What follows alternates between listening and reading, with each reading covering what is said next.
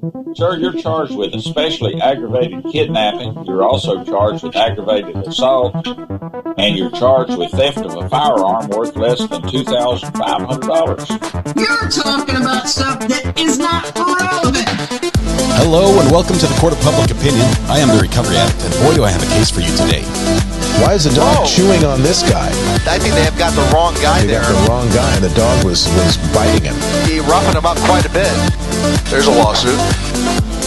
9 out of 10 judges prefer watching the Recovery Addict live stream in their courtroom. The fireworks are not done. Now we're getting commentary on the case. I didn't ask you to interrupt. Dahil mihi Anglican police service. Is that correct? Literally not true.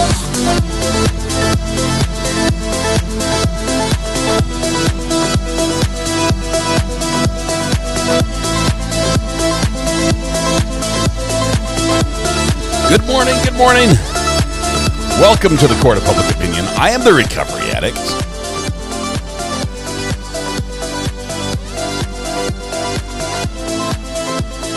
And also a big welcome to Kim R., who is first in chat this morning. Congratulations, Kim. The internet is all yours. Again. That means you're responsible for keeping it up and running and everything else. And maybe if you could turn up people's thermostats, because apparently in Florida it's freezing. It's freezing. It's absolutely frigid. So, I'm sorry about that. Lady Draconis, hello. Welcome all, one and all. We're about to kick off a fun day of court watching, which will include a hearing in the Karen Reed trial, which is they are relitigating and refighting all the issues leading up to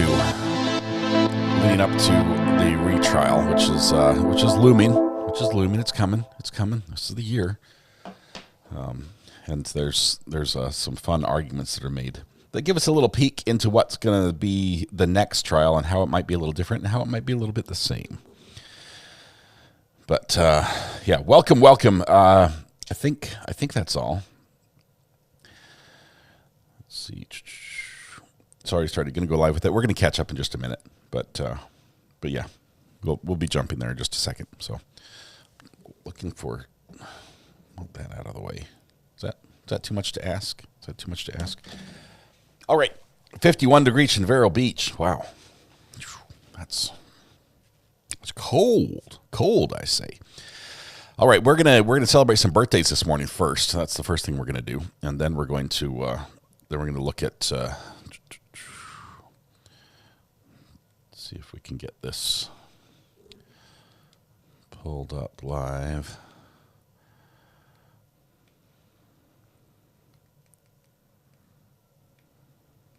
That was not it.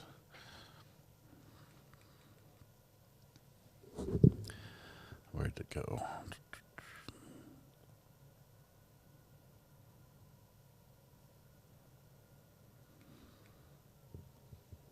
Let's see if that's it. That's not.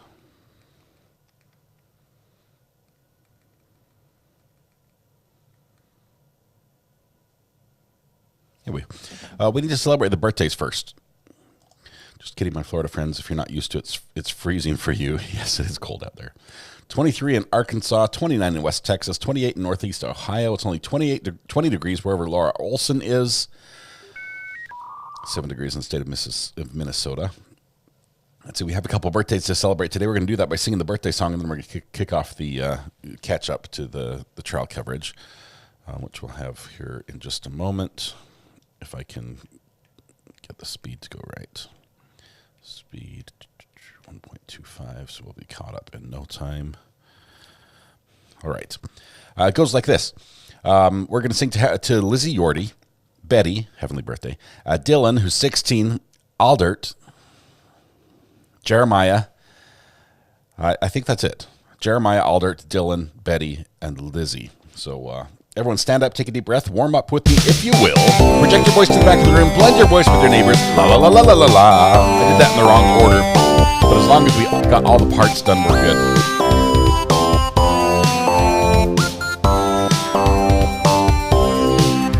Happy birthday to you. Happy birthday to you. Happy birthday, Lizzie Yorty, Betty, Dylan, Aldert, and Jeremiah. Happy Happy birthday to you. Happy birthday to Lizzie, Betty, heavenly birthday, Dylan, Aldert, and Jeremiah. I realize there are a million places, could be a million people you can celebrate with, but you've chosen to be here with us. Betty, I think you're here in spirit as well. Thank you very much. Hopefully we can make your day a little special. Help yourself to free pancakes at Denny's, IHOP, Village Inn, Waffle House, McDonald's, Tammy Dunlap's house, and Annie's Grill. So we're going to jump over to the Karen Reed hearing, which is taking place live up in the Boston area in Massachusetts.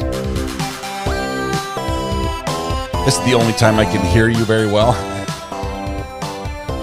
If I turn the music down, you can hear a little bit better. Got a little interlude here. Happy birthday, everyone. Boston. I had a manager from Boston when I worked at McDonald's. I said McDonald's like an Aussie, I think. Oh, man. That was terrible. That was not a Bostonian accent. Oh, man. He always wanted me to make more quarter pounders with cheese. Quarter. All right. Anyway. I'm sorry.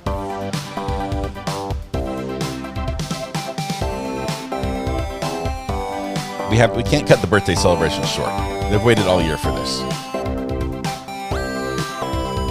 54 in Las Vegas. Wind gust to 60. California is going to be like blown off the map. Drum solo coming up. Here we go.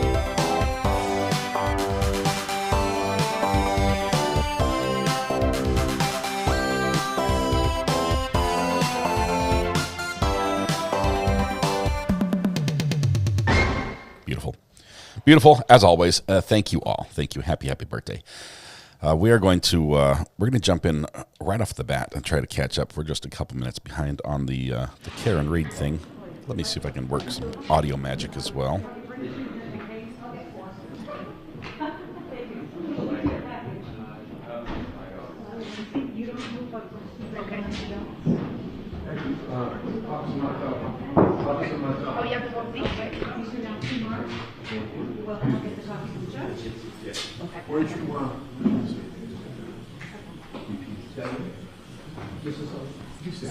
Well, that's going. Let me just skip ahead just a tiny bit, because since we are waiting for her to show up. Let's see. I think we're caught up. Yeah, we're caught up. We're caught up. We didn't miss anything. What you guys talking about? Oh, look at the fine facial hair featured on our. How many F's can we get? Favorite. What's an F word for a litigator? Oh, can't say that one.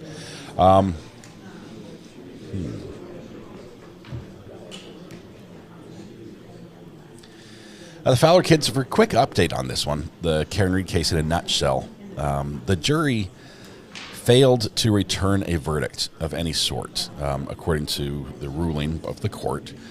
Even though they couldn't reach a verdict and apparently maybe did reach a verdict internally, they did not follow the paperwork process and inform the judge that they had not been able to reach a verdict on certain charges. And as such, the state, the Commonwealth, is going to retry Karen Reed. So basically everything gets reset, sort of back to how it was before her first trial. And so that puts us back in the position where the two sides get to argue back and forth about if they or what they are going to present or allow, or who they're going to bring in to testify. And so we're sort of relitigating the rules of the case one more time, because she is going to be tried, barring some unforeseen circumstances, on the same charges she was facing the first time. And so it's going to be a mess. But what happens here is that they had more time to do investigations. They've had more time for experts to look at things now that they've seen the other side's hand, so to speak, as far as what they're trying to argue and say happened. And it may look a little different this time around. We know that there's additional extractions being done on some of the chips in the car that may potentially provide more information, whether it be incriminating or otherwise from the Lexus. We know that there have been some personnel changes on the police force. We might have some different testimony altogether on that front. And I can guarantee it's not going to look exactly like the other trial where it started out with a whole, how many weeks can we talk about guess who didn't do it? So that, I think the prosecution is going to have a different case there. And defense, I think, probably has a very similar approach to the last one. But she's already been testifying. They just took a break to fix the mic. Didn't miss anything at all.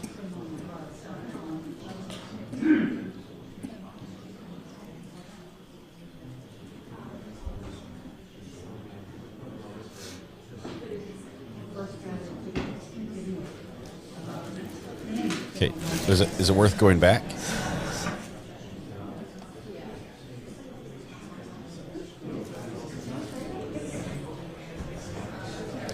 I love hearing the stickers are arriving. I've still got a stack of letters to hit the mailbox from this last batch. But I'll see if I can get those out today.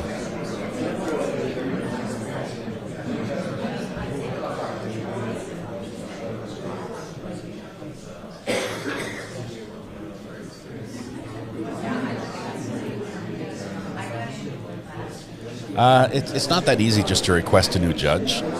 Judges are assigned to cases, and if they don't want to step down, and there's not a reason for them to step down, they don't. Yes, no, that's right. We have different stenographers, so sometimes the transcripts might be different, so I just want to make sure you have the same copy I'm working on, because I don't want it to become confused. Do you mind? No, sometimes the transcripts are different? How were your holidays? What? Unfortunately, I worked. How about yourself? I did some work, too. Did you? Well, not really. I did some work. Well, not really. I lied. I just took the whole time off. Just enjoyed it with family and friends. They're making copies of transcripts. Usually those takes months to get ready. But lots of activity, lots of moving around.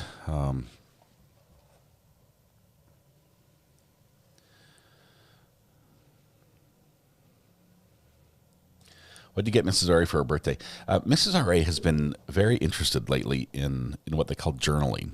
And journaling is, he's showing her my video.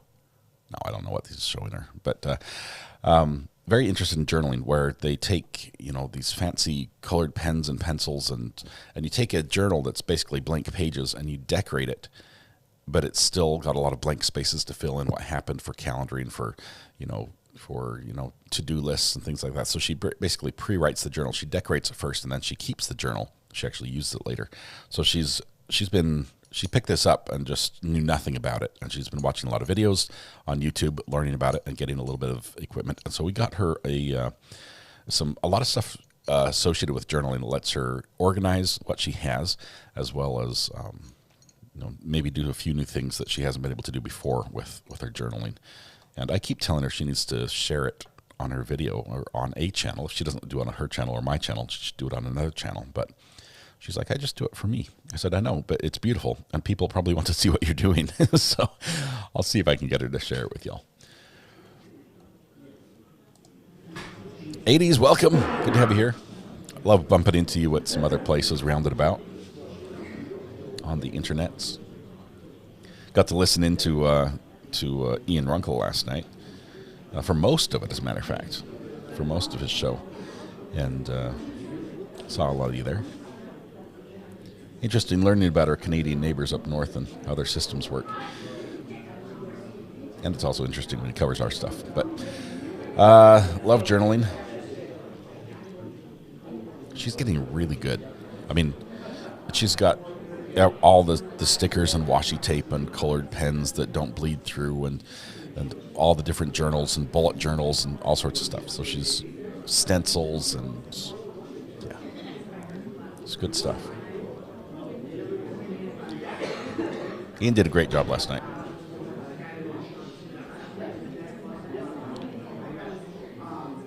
As he always does. One of the things I got in my stocking for Christmas was one of those tempered glass covers for my phone because I got a new phone. I put it on this morning. I'm like, yeah, did a good job. And now that it's like sealed to my phone, I've got 1, 2, 3, 4, 5, 6, 7, 8, 9, 10, 11, 12 air bubbles underneath it that I cannot move, that I cannot get out. And I don't know. Is it always going to be like that? I mean, do you guys see those?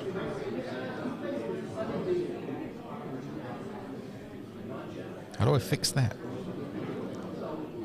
And I nailed the cover on the back. I mean, now it's like an inch thick, but got that on just fine. I guess it makes it unusable for me, but when I do eventually turn it in and sell it, it will be worth more, maybe? Should have scraped them out before. They didn't send me a scraper. They sent me a wet wipe and a microfiber cloth.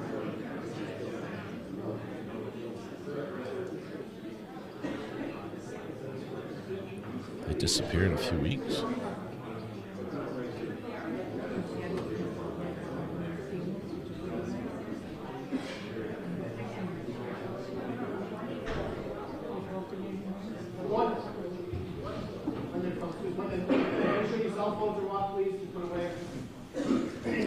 Okay, let's crank the audio up. We'll get some sound working here.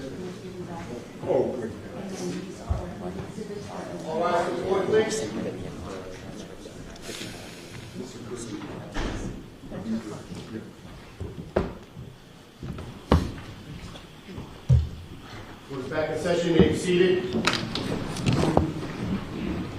Oh, the audio's way off. Holy cow. This is almost unbearable.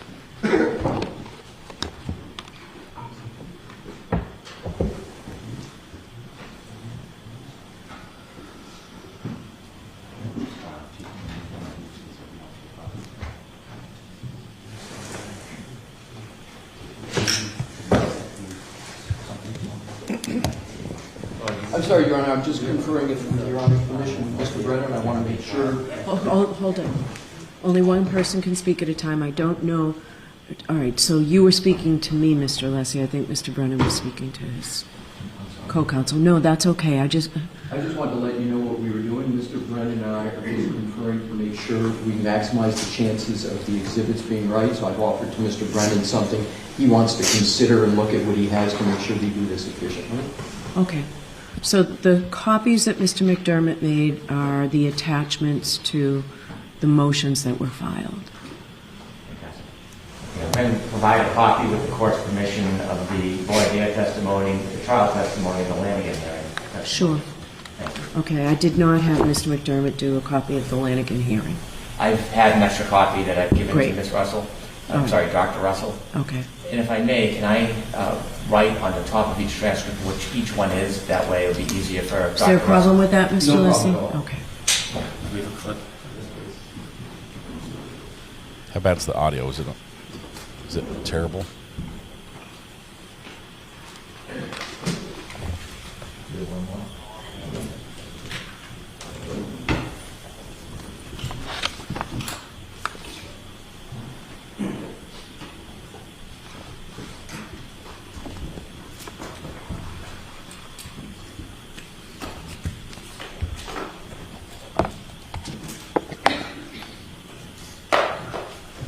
May I again approach the witness? Yes. May I speak, Your Honor? Yes. Dr. Russell, I'm handing you two documents. You have a third. The one before you is a transcript of the last hearing called the Lanigan hearing that you attended. Okay. This is a copy of your voir dire testimony. I've noted it on the top right for you, and also trial testimony. Thank you. Thank you. May I proceed, Your Honor? Yes.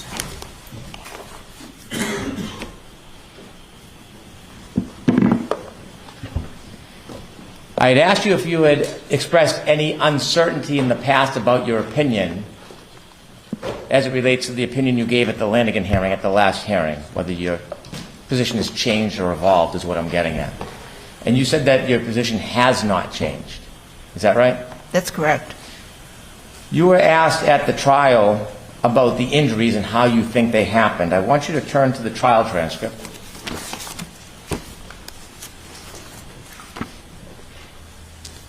If you turn to page 19, line 21.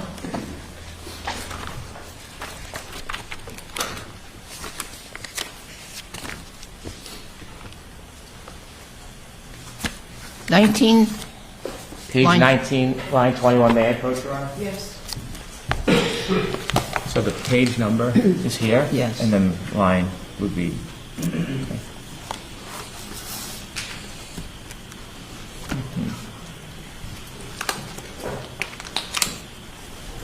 Sorry. This is the lady who invented the dog bite. I think she's the defense's expert. My apologies. This one is the trial.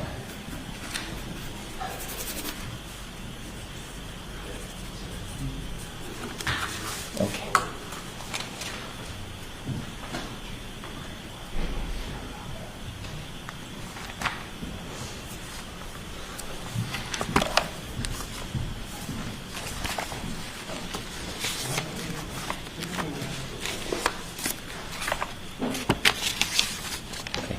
Do you recall at the trial you were asked about the injuries and you said, I believe that these injuries were sustained by an animal, possibly a large dog, because of the pattern of injuries? Do you remember saying that? That's not here in front of me. But I'm asking you, do you remember saying that at the trial, that you believe the injuries were sustained by an animal, possibly a large dog? Something to that effect, yes. Okay. And when you said that, you used the word possible because you weren't certain, were you?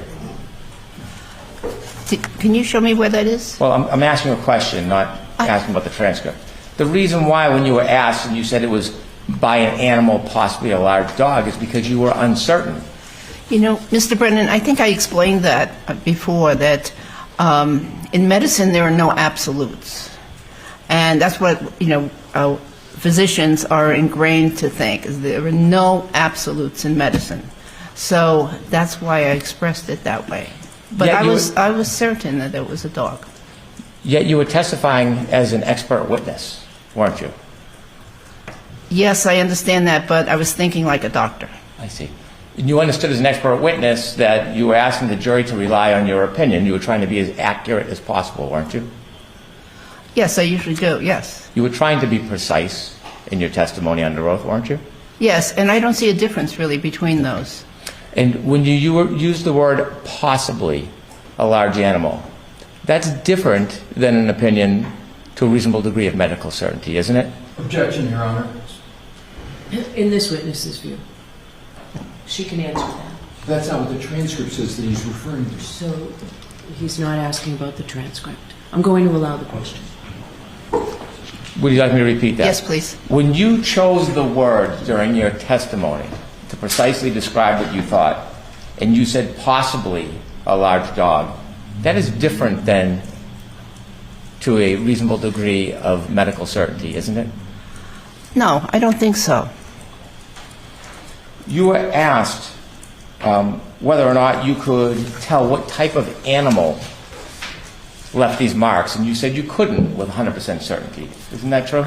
With 100% certainty, that's correct.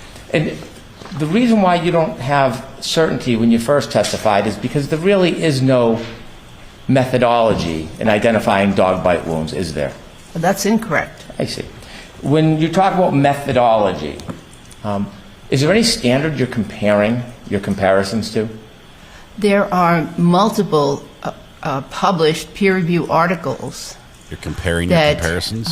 Describe what dog bites and dog injuries look like. Is there any standard that you use? Is there any particular things you look at with specificity that you compare to a standard model? The pattern. Mm-hmm.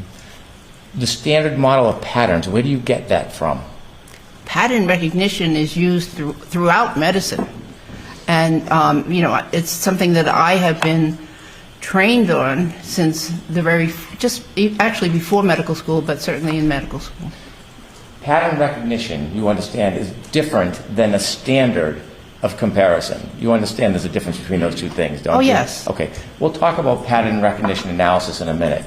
But what you're saying is that there's a methodology in identifying dog wounds. I'm asking you, where does that standard come from? It comes from multiple published peer-reviewed articles. Okay. Tell me one. Munich. I'm sorry? Munich. We talked about that one last time. The gentleman who studied human teeth. No, he wrote about dog bites. Okay. And what's the name of the article that you've relied on?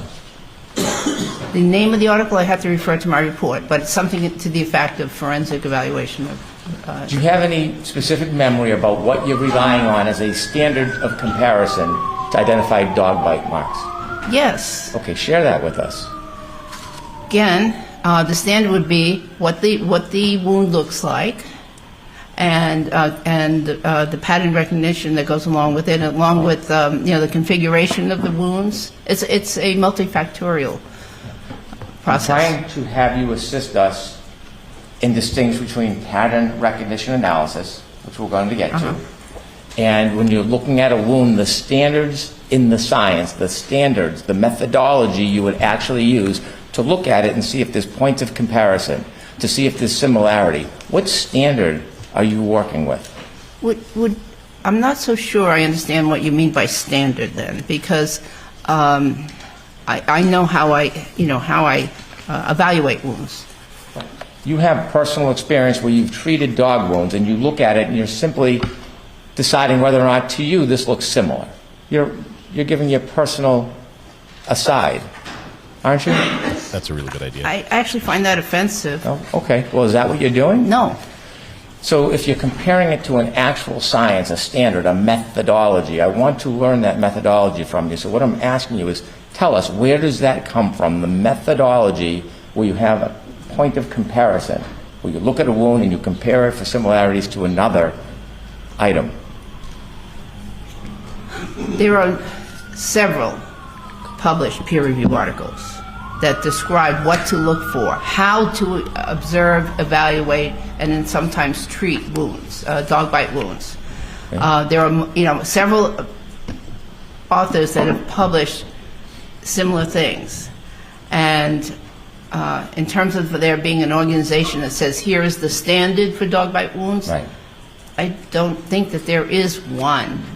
When you say you don't think there is one, if you're an expert in this field, you would know that there is not one, is there? There is not one that I know of, correct. Well, you're not guessing there might be one you don't know of. You're not guessing there might be I one don't you know of any published standard by an organization. So it'd be fair to say, when you are giving an opinion, what you personally believe to be a dog bite wound, there is no standard in dog bite science that shows you what the standard is. There's nothing to compare it to. Again, it's based on a combination of the experiences that I've had over the last 30 years, observing, evaluating, and treating dog bite wounds, plus the numerous articles that I have read on dog bite wounds, their characteristics, morphology, patterns, and other things like complications, etc. Okay, so to get back to my question, I know that you're using your experience and your memory, but there is no standard of comparison. There's no methodology that is accepted as a practice. I disagree. Okay. Can you share with us one of those articles that you've been relying on to combine with your personal experience to come to conclusions in dog bite analysis? Well, there's the Munich that we talked about. I didn't talk about. Can you tell us a little bit about it? Oh, certainly. Okay, please. Okay, would you like to go through it together? I'm asking you to tell us about what you're basing your opinion on, and you said it's Munich, so I don't know much about it. Okay, so that's one of them. Well, tell us a little bit about that. Okay, well, in that article, the authors described a fatal case, but also described what some of the characteristics are in dog bite wound cases. What types of wounds you see, their appearance, their distribution, their configuration, different aspects like that. Many of them are parallel. Things that would affect the appearance of wounds that physicians know about, such as elasticity of skin and other ways that wounds can be distorted from one to another wound. So you have to know a little bit about wound characteristics, and basically things to look for in the forensic evaluation of dog bite wounds. Did that article lay out a standard of methodology? I guess I don't understand what you're getting at. Rather than having a particular case study where that article talks about a person that was attacked by a dog and deceased, correct? In that case, Yes. however, it referenced... I'm sorry, Your Honor, if you could finish the question. Yes. I'm going to let her finish. Please. And Mr. Lessie, for objections, just simply objection. I'm sorry, Your Honor. I'll allow it. Okay. That article, it was a case report, but it was also a review of previous literature. Okay. So in the review of the previous literature that had been published, they came up with recommendations. So yes, there are recommendations in that article. In that article, it talked about a wound to the neck where the deceased bled to death, correct? Yes. Okay. It didn't talk about pattern recognition analysis in that article. I disagree. Okay. And did it talk about a standard of practice of methodology? Recommendations. No, but that's not what I'm asking you. I'm asking you, did it have a standard, a methodology that it discussed? These were authors that were practitioners, and they weren't, I don't believe they were in a position to create a standard. In fact, you can't point to one place where there is a readily accepted standard in the dog bite community for identifying dog bites. You can't point to one article, journal, book.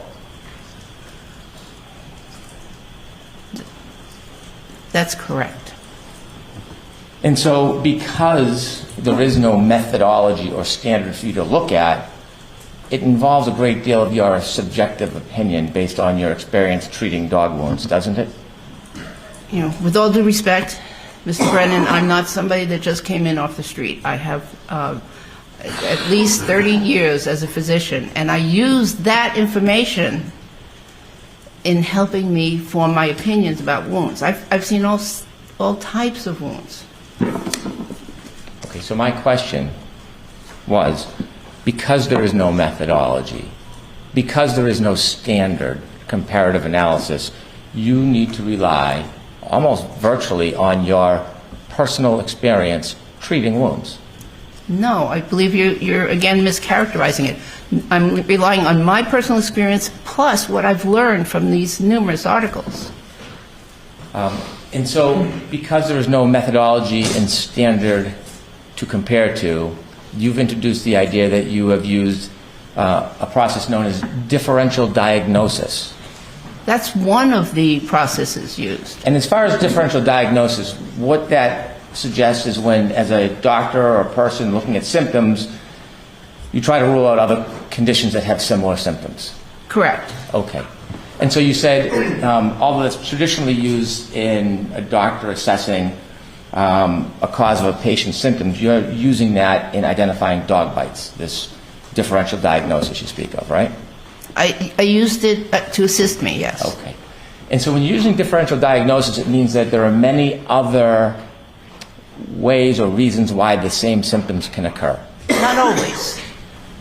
Not always. It could mean that there's just one or two other conditions that would resemble this, but it's a process that a responsible physician would go through. And in this case, you went through differential diagnosis to exclude other causes of these abrasions on Mr. O'Keefe's arm? I did. If you had used your training and experience and you were certain to a reasonable degree of medical certainty that these were dog bites, you would not need to go through differential diagnosis. Oh, that's so incorrect. Okay. I'm not perfect. I'm not 100% perfect human being, and so so I have to, as a responsible physician, in every case, go through a differential diagnosis to make sure I'm evaluating and treating the right thing. If there's treatment involved. when you chose to go through differential diagnosis, you recognized that these abrasions could be caused by a lot of different mechanics of injury, didn't you? I considered that they could have been caused by others, but I went through the process. Well, you were uncertain, weren't you? No. Yet you went through this process of differential diagnosis anyways. Yes, absolutely. Okay. And when you did that, you decided that you should focus on car accident. No, I didn't focus just on car accidents. Well, what other subjects did you focus on in differential diagnosis other than car accident? Could these have been self-inflicted, for instance? You went through that process? I did. I didn't see that anywhere in your report whatsoever. It's in my head. I didn't write it down. Well, aren't you supposed to report the process you go through before coming to conclusions? Isn't that why you wrote a report in discovery and disclosure? Yes, but it... Okay. Is there anything else in your head that you thought about that you didn't put in the report or tell anybody? So we have car accident, we have suicide, we have dog bite. What else did you think of in your differential diagnosis? Well, I thought, could it possibly be road rash? Okay. What else did you think? Oh, I don't remember all the things I thought of at the time, but it wasn't a very large list, but it was a list, and it was a differential diagnosis. Well, if it was important enough to think about and distinguish and go through differential diagnosis, can't you remember what it was that you thought it could have been the cause other than suicide, road rash, car accident? Well, of course, I mean, there were some things I thought of and immediately ruled out. Were these stab wounds inflicted by someone else? No. Okay. So the list, there was a list that I went through in my head. Would it be worth writing down? No, I don't think so. Well, was there any other significant causes that you went through and vetted through differential diagnosis that you didn't write down? Not that I remember at this time. And that's why it helps to write it down. Okay. So one of those causes of these abrasions that you went through differential diagnosis for was car accident, wasn't it? Yes. In fact, when you first met the defense attorneys, you had an interest in this case, didn't you? I thought I could clarify the issue of what those wounds were caused by. So you were learning about information about the case publicly before you got involved in this case, didn't you? Well, you knew there was an issue. I heard, yes, I did know that there was an issue. I saw something in the Boston Globe, and Mr. Brennan, I wasn't following the case at all. I don't even subscribe to the Globe for information about this general region. You don't have to be defensive about it. I'm just asking you. Okay. You knew enough that you wanted to get involved, and you made some phone calls to offer your services. I didn't want to get involved, but I thought that I should. I see. And so you learned enough through your study or the Boston Globe or television that you knew generally that there was an issue about the abrasions, correct? I knew there was a question, yes. You knew that the defense was claiming that a dog caused those injuries. I wasn't even sure who was claiming what at that point. So you didn't know much about anything, but you still made phone calls to introduce yourself to get involved in the case?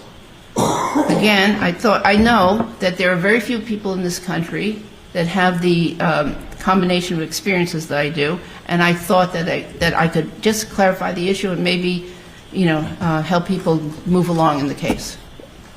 Before you decided that you were going to offer your services, what did you know about the case?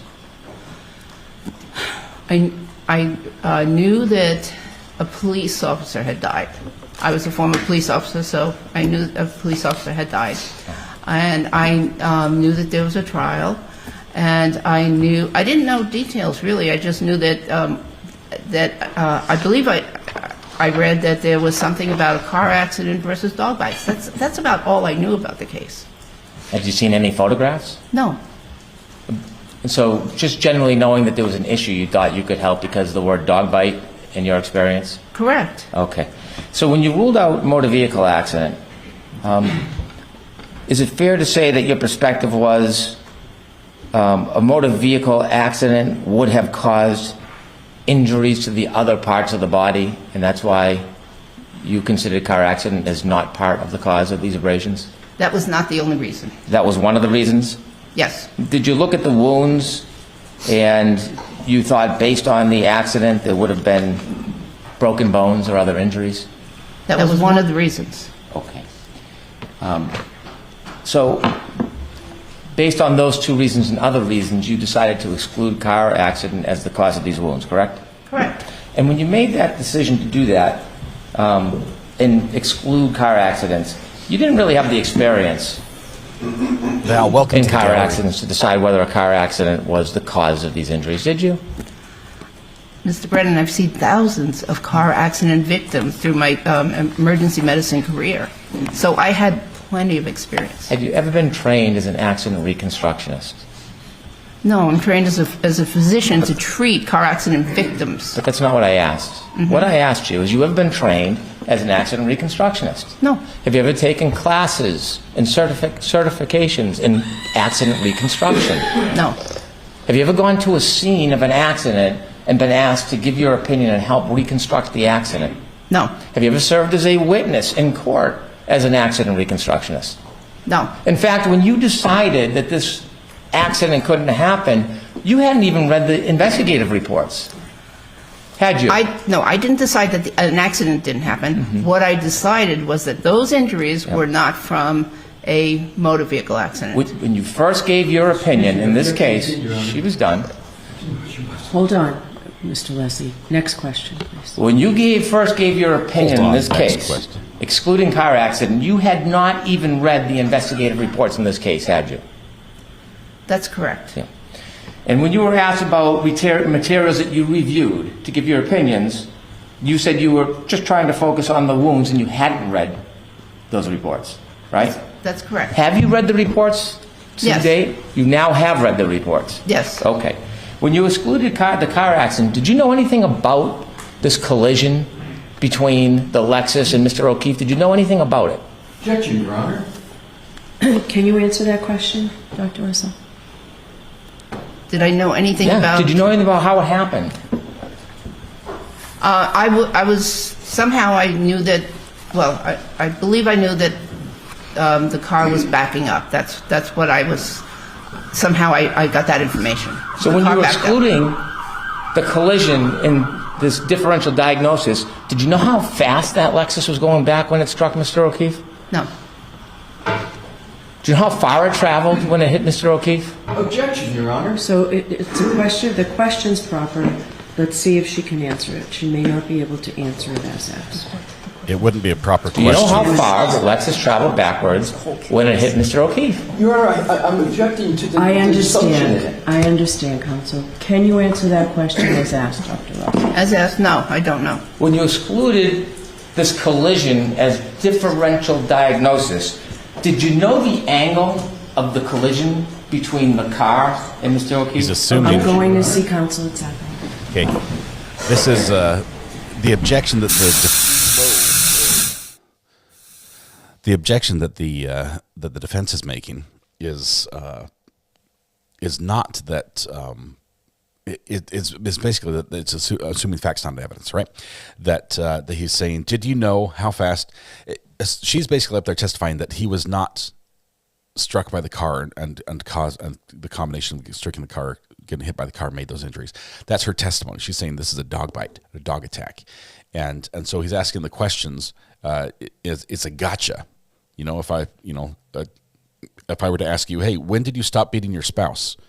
It's not a fair question, right? It's assuming something that is not laid out before them. It's literally disputed. But interesting. She's doing a good job, and as much as I hate his style, so is he.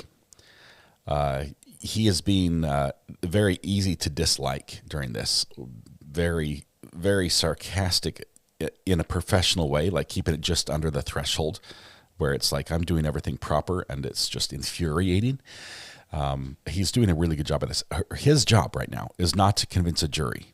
His job is to bring up the points of doubt in the judge's mind would say, you're right. This would not be appropriate expert testimony for a jury to listen to. So when he hammers the issue of standards, okay, experts in many fields do have standards that they have to do. And he's using terminology to try to trip her up because it's a little bit different. But he's very effective. He's doing his job very, very well. And it's infuriating, especially if you really want to hear this testimony in open court with the jury hearing it. The difference is she is a trained doctor. He's doing a good job. If a watcher has no idea how science and medicine work. And that might be the judge. And the judge makes the decision. So it's possible that he's doing a very good job based on what he's trying to accomplish. His whole goal is to keep her testimony out. If we can keep her testimony out, because she is, first of all, she wrote the book on resumes, on how to have one and have everything in it. She has so much experience in this field, with dog bites specifically. There is nobody better that the state can go out and get and be like, oh, actually, that's junk science. She is the one. She's the person. She's the go-to. And if there was a standard to be written in this field, I think it would be her that writes it. And so they're trying everything they can to exclude the testimony. It would be an easier fight to fight this battle than to overcome her testimony in trial. So Lena, can she testify not as an expert? Well, here's the problem. When you lose that expert designation as a witness, you're not allowed to speculate. And a lot of this has to be speculation. It has to be looking at that and saying, I can, to a reasonable degree of professional or medical certainty, state that this is a fact. They want that bit. They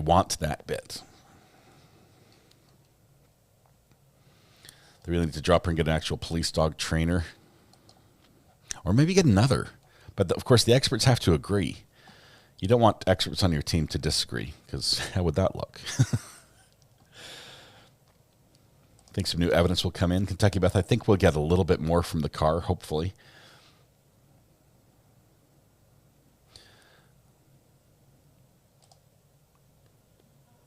Here we go. We're going to come back here and get a little more audio.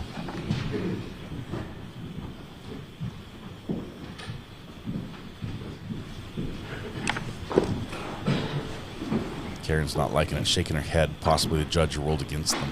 May I? Yes. When you engaged in differential diagnosis, excluding a car collision as the cause of these abrasions,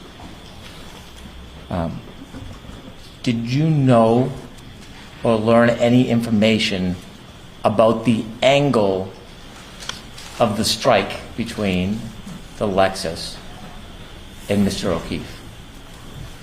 No.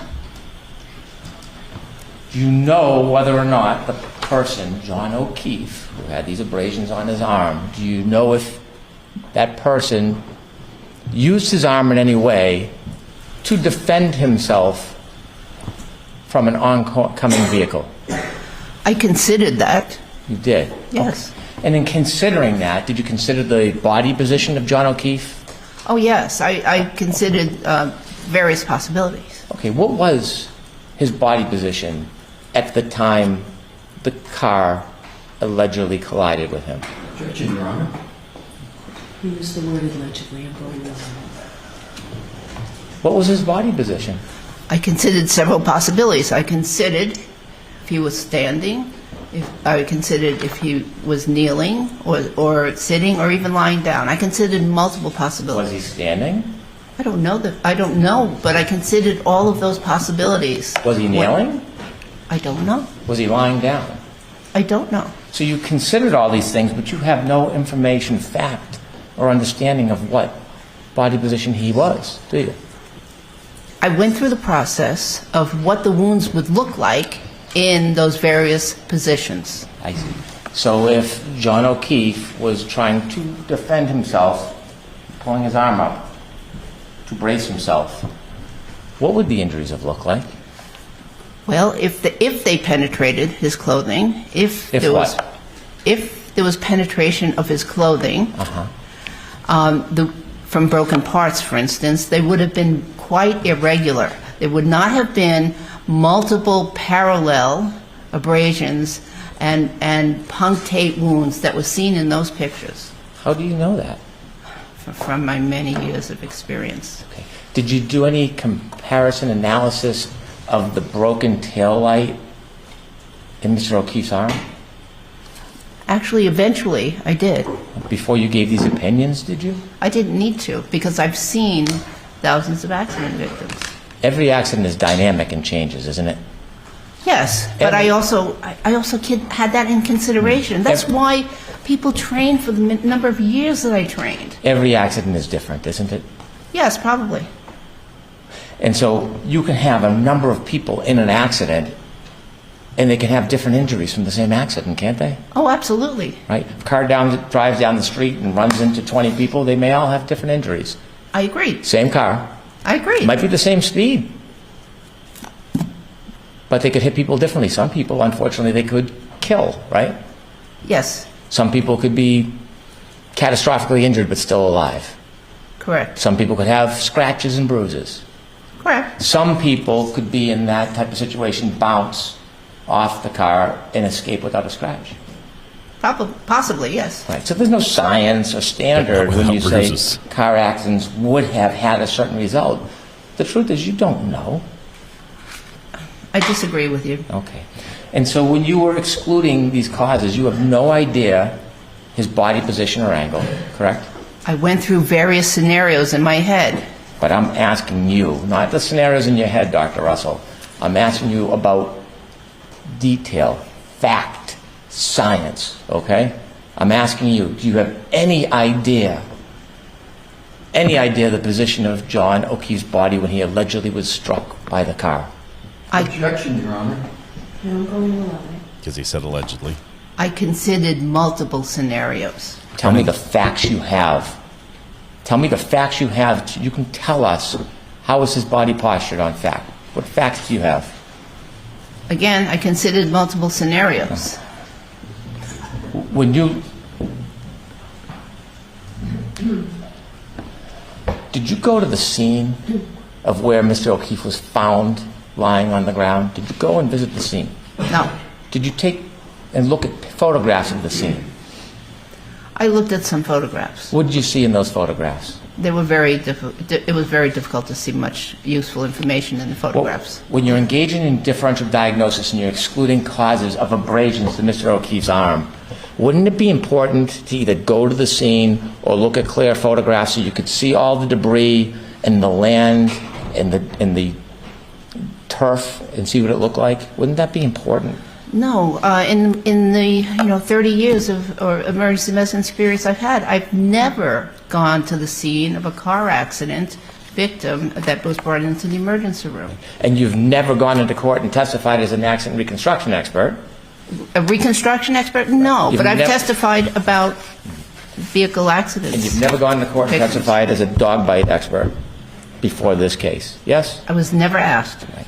And so when you say what you used to do, you treated people who came in with injuries. I'm talking about when you're going to exclude something as a cause.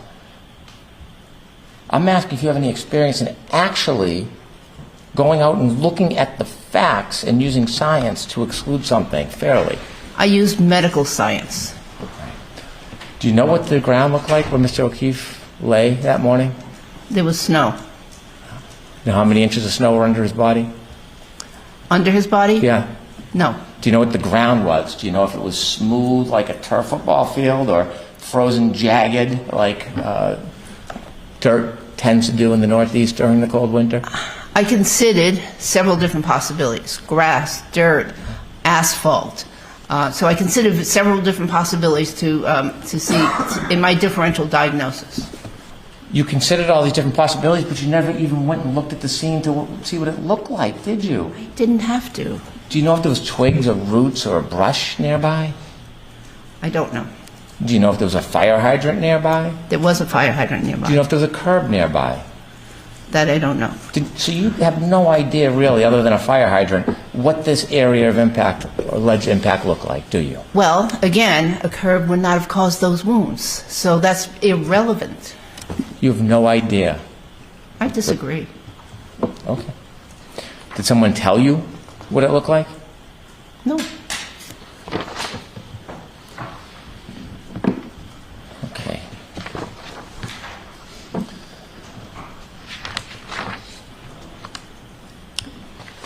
Might not be a popular opinion, but I like hearing this guy's arguments. He's very, very good. You said that you ruled out car accident or collision in part because there were no broken bones. Yes? In part. Yeah.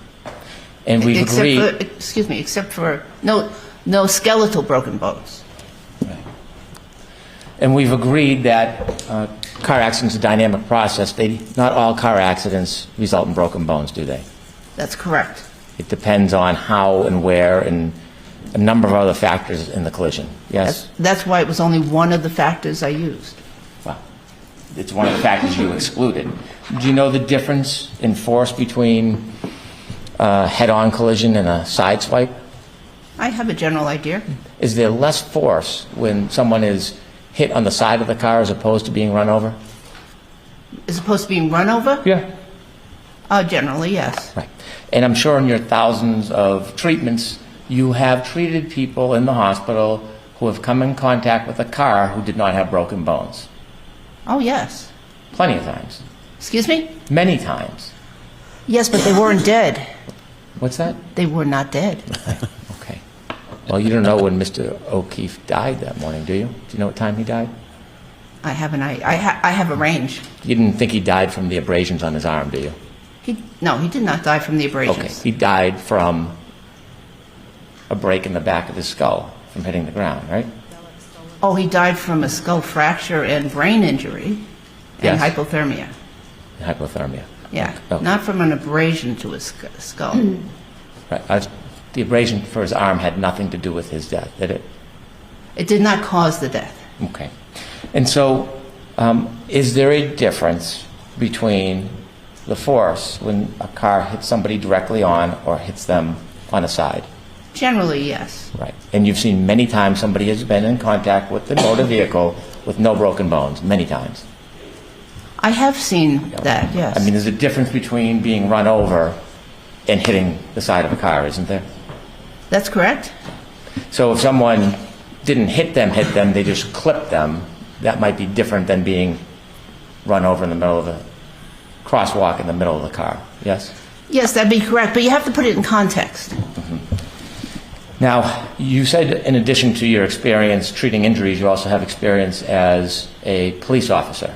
Yes. Yes. And you responded to many car collisions as a police officer, didn't you? I did. And when you respond to car collisions, whether it's a pedestrian or another car, there are certain things as a detective you detect that are in the street, right?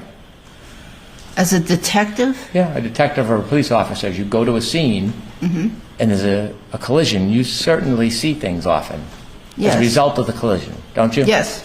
Tell us some of the things that you'll see as a police officer after a collision. What do you see? After a collision, you oftentimes see debris from the car. Right, debris from the vehicles, from the car. Yes. You can see rubber, right? Probably. I don't know if I have, but yes. Sometimes metal pieces, parts of the car. Right. And sometimes when there's a collision, maybe often, you see glass, don't you? Yes, you do. Yeah, glass breaks when a car collides with something, oftentimes, doesn't it? Yes. And so when you were doing this, engaging in this differential diagnosis, did you consider the circumstances, the physical evidence at the scene from where Mr. O'Keefe was found? I considered the possibilities, yes. Okay, well, there's a phrase, getting knocked out of one's shoes. You've heard that phrase, right? I've heard the phrase. Well, you've heard the phrase in relation to car collisions, haven't you?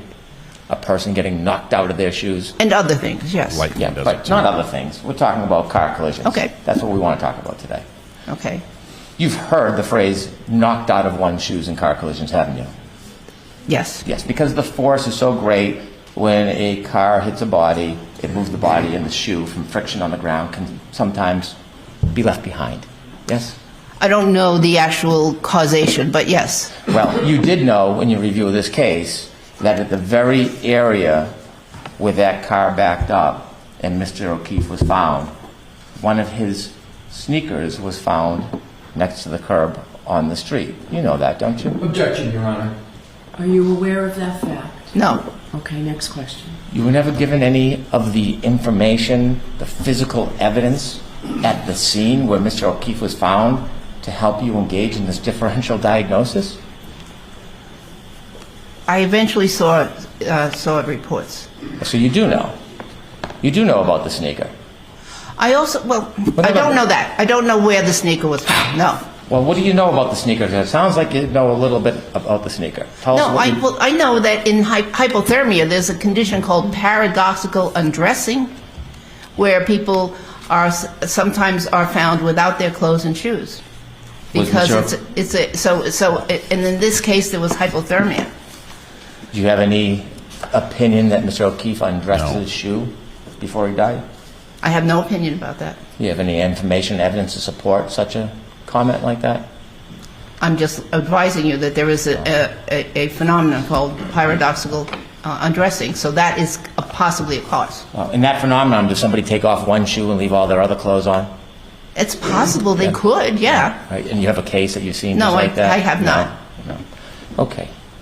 And so, in this case, at what point did you learn that Mr. O'Keefe was knocked out of his shoe? I don't know. Objection, Your Honor. Allegedly. Phrase it differently.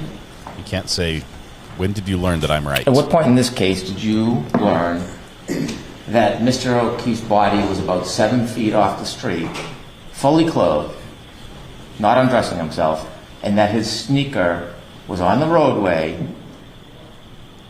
right next to the curb? Objection, Your Honor. Same page. So, did you learn that fact? No, Next question. So as you sit here and testify today, you didn't know that? that's correct. When you're ruling out car collision in your differential diagnosis, wouldn't it be helpful to know a little bit about the physical evidence of where it was found at the scene? Again, my focus is injuries. The injuries caused by car accidents, not the scene itself, injuries. So that's what I focused in. A dog wouldn't knock somebody out of their shoe, would they? Excuse me? A dog wouldn't knock somebody out of their shoe, would they? I don't think so. Okay. When you were excluding car collision as the cause of these abrasions, and you consider circumstantial evidence as a police officer, if there was trace evidence on that shattered taillight, would you want to know about that? Yes, I would. Yes. And DNA is a form of trace evidence, isn't it? Yes. It's a pretty sound piece of trace evidence, wouldn't you say? Yes, if collected properly and chain of evidence, yes. Right. One of the most formidable pieces of scientific evidence that is used in medicine and science, isn't it? In forensics, yes. Yeah, forensics.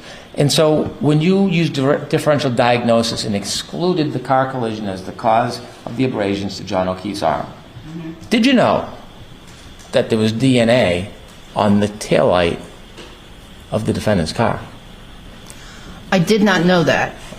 Would you want to have known if there was DNA, particularly would you want to have known if the DNA on the taillight of the shattered taillight was John O'Keefe's DNA? Would you want to know that in your differential diagnosis? That would be helpful. However, again, that the car accident did not cause that configuration of wounds. And when you're considering the cause of the wounds and you're trying to rule out car accident, you know that that taillight had been shattered, leaving glass and jagged edges. If you had known there was John O'Keefe's DNA on that taillight, would have you wanted to have taken a closer study of the taillight casing and the broken glass? I don't think it was necessary. Those wounds are so characteristic of a dog attack. Do you know there was other trace evidence on the back of Miss Reed's car that morning? Such as? Broken glass. Hair? No. You didn't know that one of John O'Keefe's hair was left on the bumper? No. Okay. And engaging in your differential diagnosis, considering the mechanic of injury, wouldn't it be important to know that the trace evidence coming from John O'Keefe was left not only on the defendant's car, but in the particular area where the damage to the car, the taillight? Objection, Your Honor. Were you aware of that fact, Dr. Russell? No. Next question. When you were excluding a car collision as the cause, did anybody share with you the digital forensics, the black box information showing and demonstrating where the car was, the speed it went back and the distance. Did anybody share that with you? No, Did you know that John O'Keefe had a cell phone? not surprised. And do you know that at a certain point when that car left, his cell phone, which was found near his body, never moved? Did you know that? I read that, yes. Okay. And when you were using differential diagnosis and thinking about the potential causes of the abrasions in the arm, did it seem important to you that all these facts coincided? The car reversed, the damage, John O'Keefe on the ground, the phone under him? Objection, Your Honor. I'm going to allow that question. I'll Consider allow it. those things, Dr. Russell? As I mentioned earlier, I considered various possibilities of a car accident, and a pedestrian accident, I should say. And I went through many scenarios in my head, and no car accident scenario could create that configuration of wounds that's on the arm. You've done advanced studies on wounds related to car accidents and broken taillights? I've seen thousands. Oh, no. Have you done any studies? Do you have any journals that you rely on to say that there's a expected pattern that's going to happen when a taillight intrudes through a sweater and into one's skin?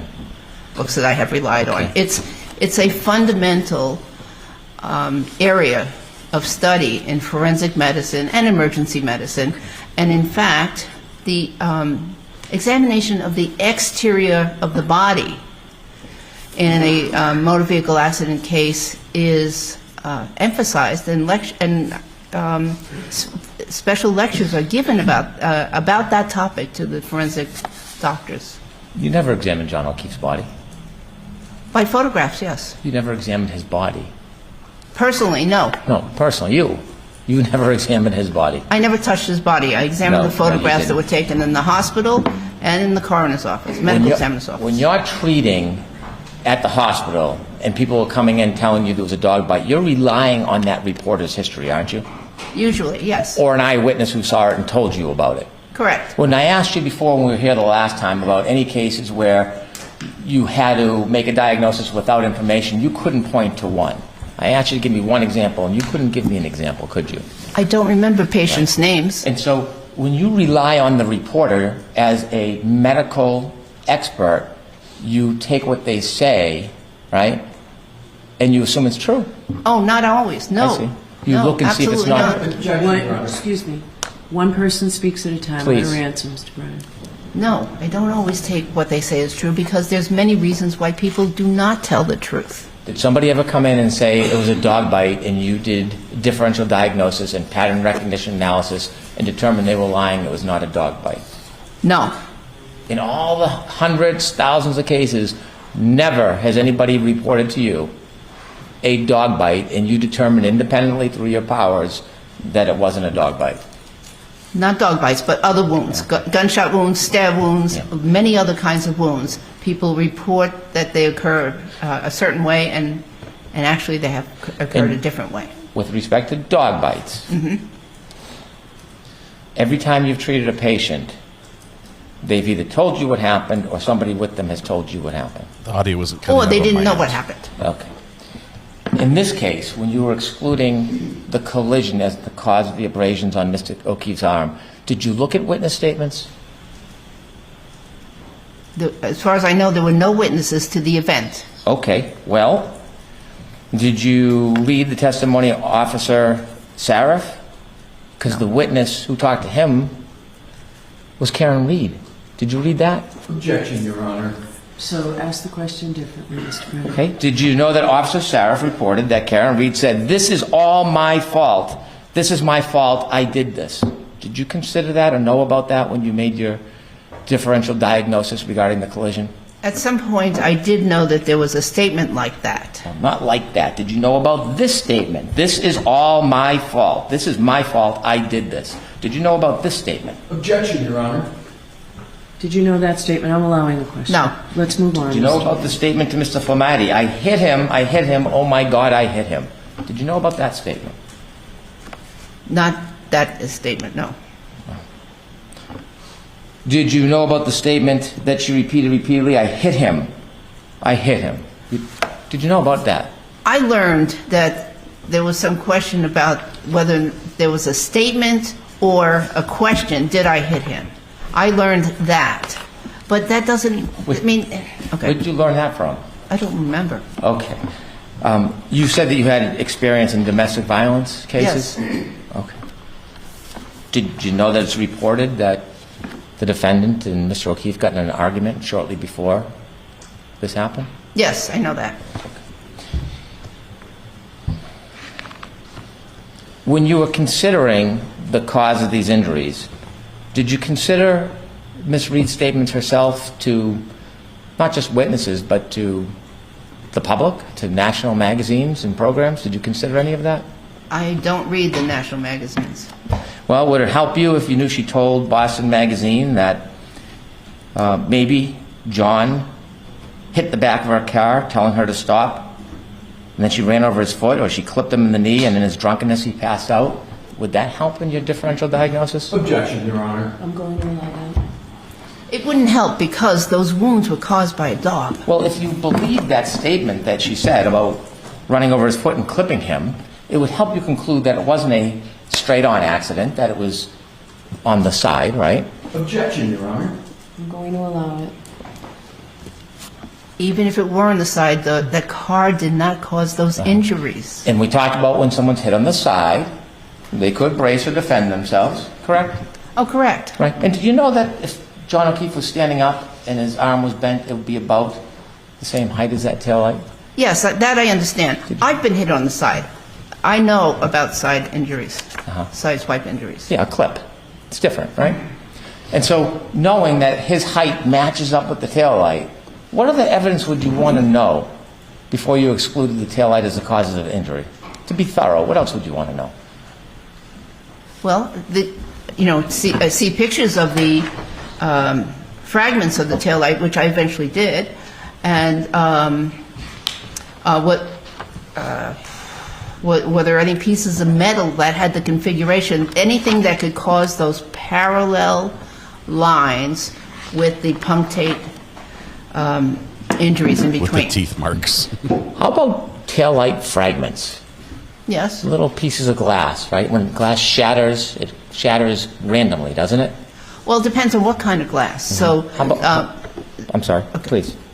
it depends on what kind of glass. I want you.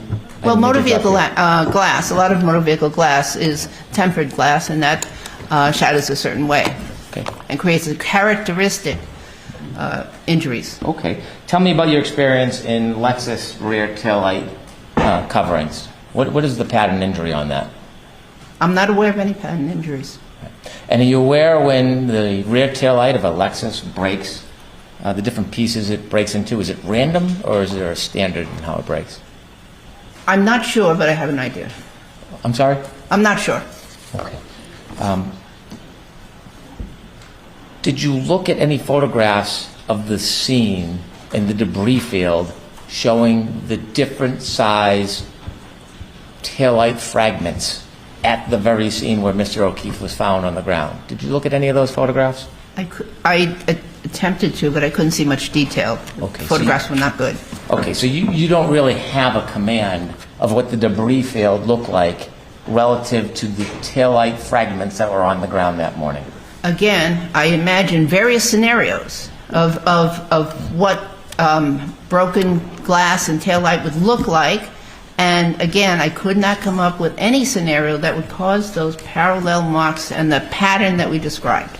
Well, I don't need you to imagine a scenario. I only want to talk about one scenario. That's the scenario that led to the death of Mr. O'Keefe that morning.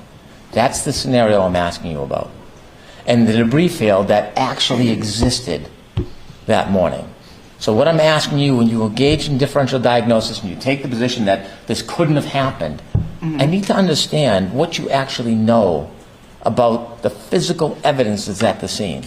So that's what I'm going to ask you about, that scene. If you don't know, it's okay. But I want to ask you about that scene that morning. Do you know how many pieces of taillight were found on the ground where Mr. O'Keefe was found? No.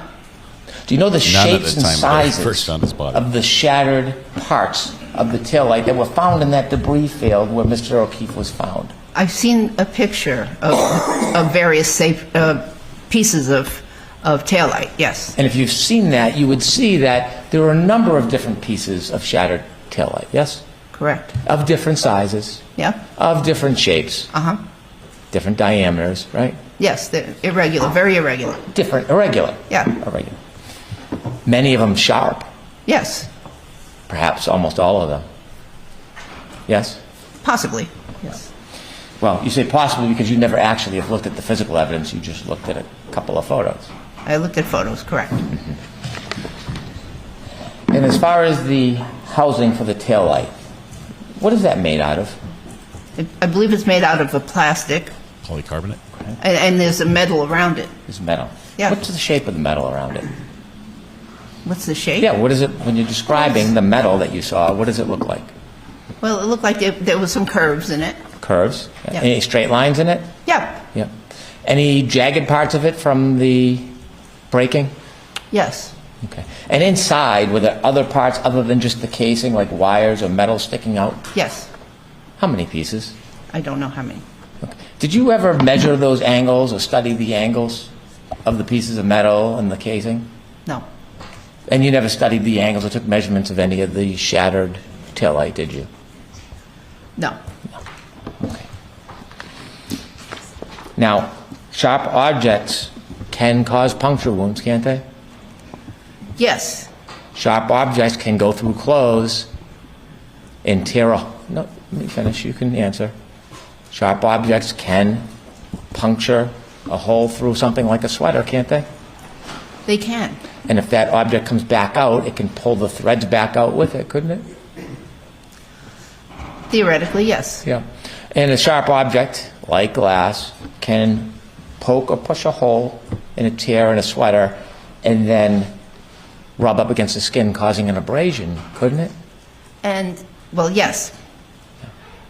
Yes. And if the glass and the angles and the shattering is irregular, it could cause irregular type abrasions. Not like that pattern, no. That's not what I'm asking you. I'm asking you, can irregular glass that penetrates a sweatshirt or a sweater and rubs up against the skin, can it cause irregular looking abrasions? Yes. And if there's two pieces of metal or glass that are straight, could it cause a linear abrasion? Yes.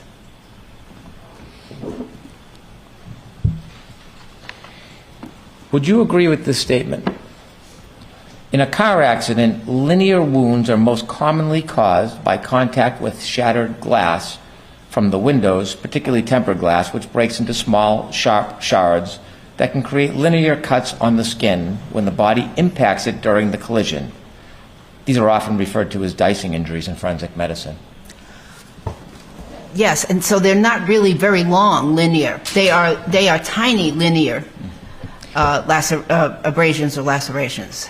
Abrasions come in all different sizes. Right, but the ones that are caused by tempered glass are very, very characteristic. Does glass cause a slicing pattern? It can. And it can cause a linear abrasion? Yes, but there's a specific pattern with tempered glass. I understand that you have an opinion. Oh, no, it's fact. Okay. It's in textbooks. Yeah, it's in textbooks that glass can cause linear abrasions. The tempered glass pattern is in textbooks. Okay. Glass from this broken taillight could cause linear abrasions. That probably, yes, I agree. Okay. So the glass that was in this debris field that you got a little look at, it had sharp edges, some of it, right? Yes? Yeah, I imagine so. I don't know for sure. Okay. Do you know if it had parallel edges? Parallel? Yes. I don't know. Okay. Now, when you're looking for trace evidence to see if something caused an injury, you look for remnants of that evidence, don't you? Yes. In this case, you didn't do any study of the clothes and you didn't do any study of the actual Mr. O'Keefe's body, right? I did not have hands-on Okay. study, correct. But you did learn that there was something remarkable in Mr. O'Keefe's sweater, didn't you? Can you be more specific? I can. Glass shards, or broken taillight plastic shards. You understand they were found in Mr. O'Keefe's sweater, right? Doesn't surprise me. Well, I know it doesn't surprise you, but the question I'm asking you is when you decided to engage in differential diagnosis and you decided to exclude collision as the cause of this abrasion, didn't you want to know all the facts and information in considering whether it was the taillight that caused the abrasion? Didn't you want to know that information? Yes. Okay. And when you were considering that information, did you know from the criminalistics reports that shards of that broken taillight were littered in his sweater? I did not know that. When's the first time you learned of that? Today. Right now. Right now. And so when you've prepared for this case and you've received materials from the defense, nobody has ever sent you, ever, the criminalistics reports that show taillight shards were in his sweater where the abrasion was. No one ever showed you that? I don't recall seeing that at all. Oh, boy. Well, talking about being a detective and using circumstantial evidence and trace evidence. Objection? I want you now to consider this new evidence that you didn't know before you testified at the voir dire in the trial in the first Lanigan hearing. Objection, I want you to... I'm sorry. So let's hear the question first.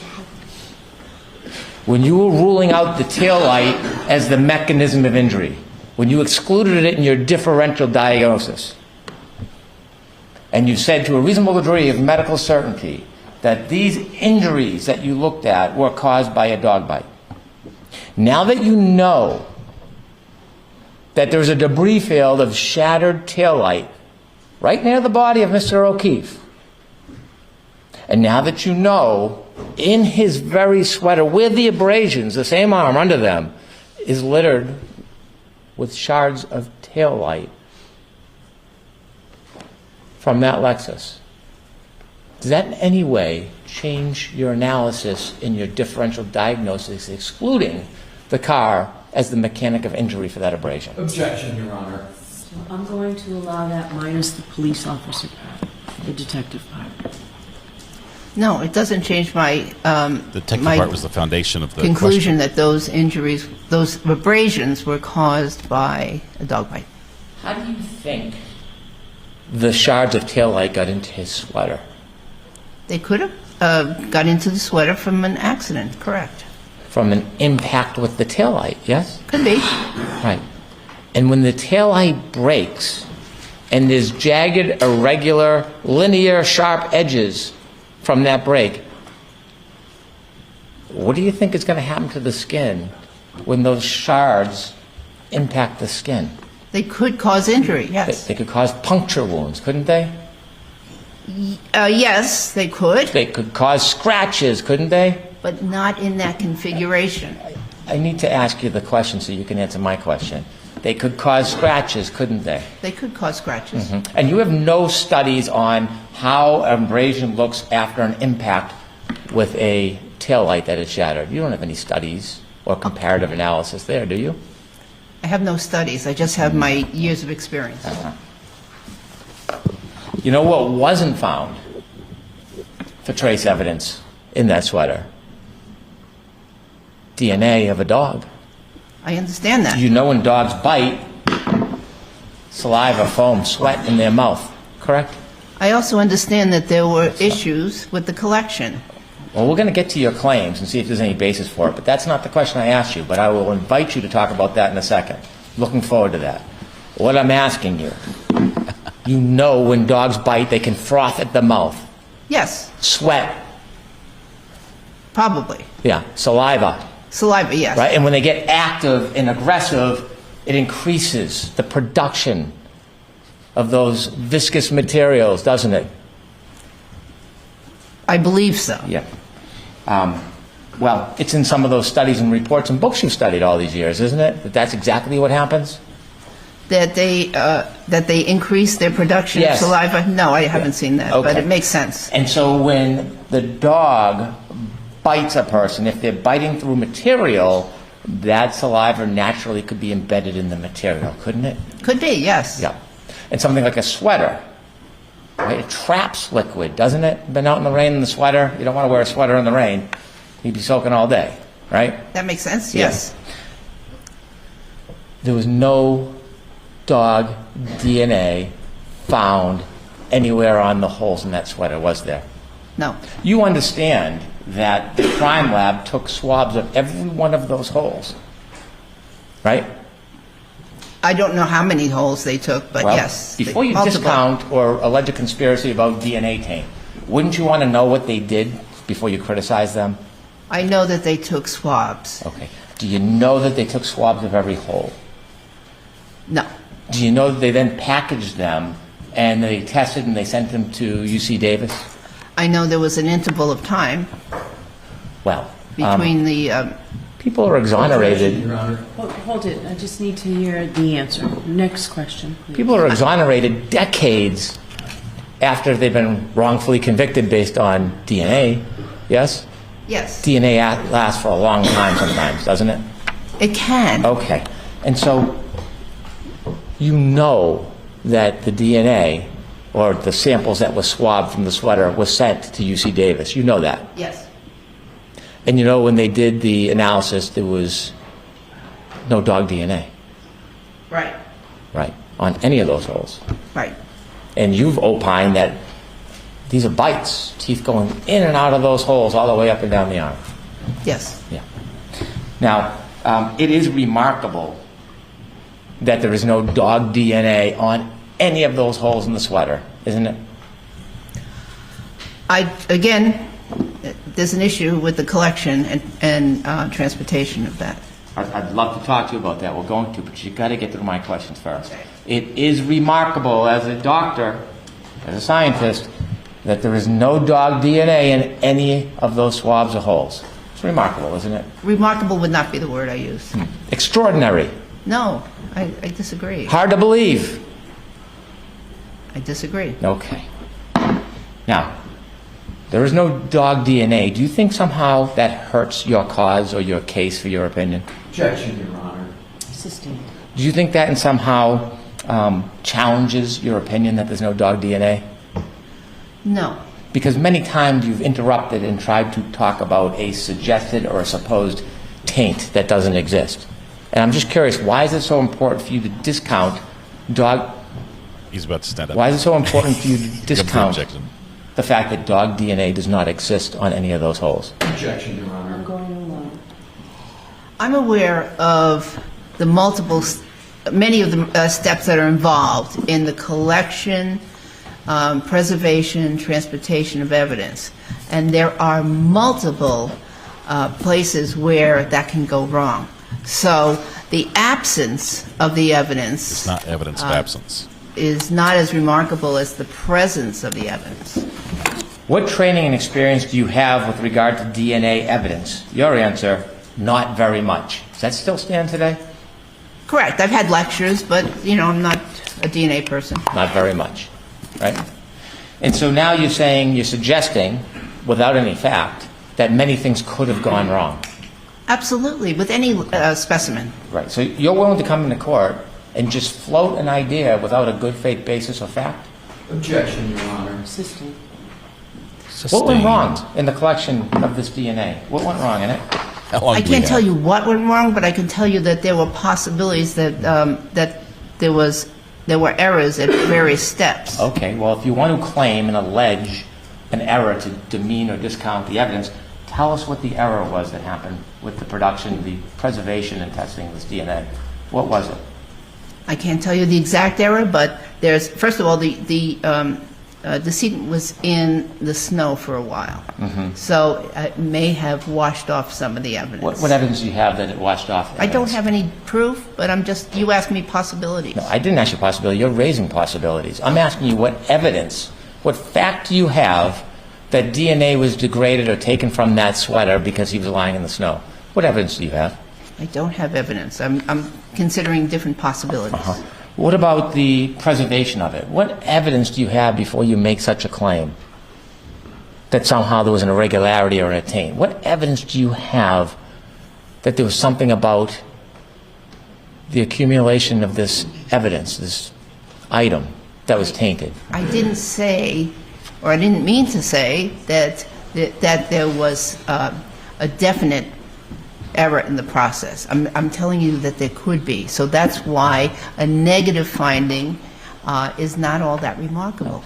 When you're in a courtroom, you know as an expert witness, and as a doctor, you can't speculate. That's not a reasonable degree of medical certainty, is it? I'm telling you, with a process, just like, when blood is drawn from a patient, for instance. This is coming from somebody who says they don't know very much about DNA. You're floating an idea that you have no factual basis for. I'm talking about a specimen in general. I'm not it doesn't have to be DNA specimens. Specimens in general there can be errors in the process. But we're talking about DNA here because you brought it up last hearing. You suggested that there was an irregularity at the last hearing. There could be. You asked, for an explanation why DNA was not found. Well, that's a possibility. So when you're using words like something could have gone wrong, you're not suggesting in good faith, and in fact, that you believe something went wrong, are you? Objection, Your Honor. No, I'm going to allow it. Are you suggesting that, Dr. Russell? I'm suggesting there's a possibility that something could have gone wrong. Oh, but you can't tell us what that was. No, there are multiple steps. This is why Tell me one of the steps that went wrong. Tell me anything. No, I can't tell you definitively that anything Look at the went example wrong of chain in a of custody. particular step. I'm Why telling it's so you that there are important to multiple preserve evidence steps and know where it's where at all times, error so can that we occur. know there's no That's problem. all. So any physician, even not only scientist but physician, knows that not all test results are 100% accurate. All right, let's wrap this up. So Okay. you've been through the UC Davis report. Yes. You've been through the now you know there's a criminologist report and they swabbed all the holes, right? There is an absence of dog DNA. We agree about that, right? That's what you tell me. Right. And we also agree that you have no actual science, medicine, or fact to suggest that there was anything wrong whatsoever with the collection, preservation, and testing of this dog DNA. I have no evidence. That's correct. Okay. Zimmy, thanks for paying it forward. Gifted a membership this morning. Just gifted another one forward. Congratulations, Christy.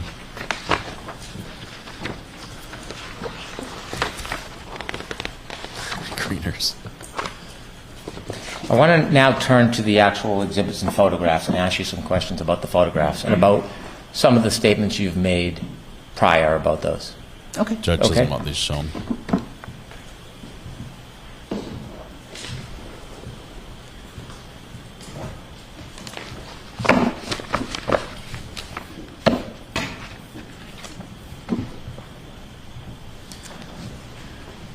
Have Exhibit 5, please. I don't necessarily agree with him, but he is he's very good at what he does.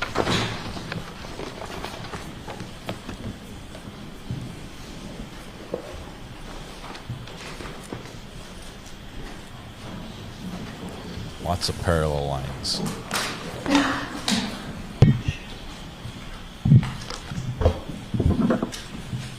You've seen this exhibit before? Yes. You've testified about it a number of times. Yes. And you understand this is a photograph of Mr. John O'Keefe's right arm? Yes. You've described different abrasions on that arm on different dates in court, haven't you? Yes. I want to start from the left to the right. And although we haven't used numbers, I'm going to characterize it as a number so we know which wound we're talking about, so that we can discuss the different statements you've made about each wound. The wound closest to the shoulder, you see that wound? Yes. I'm going to call that wound number 1, if you don't mind. Okay. When you look at the wound closest to the shoulder, is it fair to say that you've given different versions or statements about what you think was the cause of that abrasion?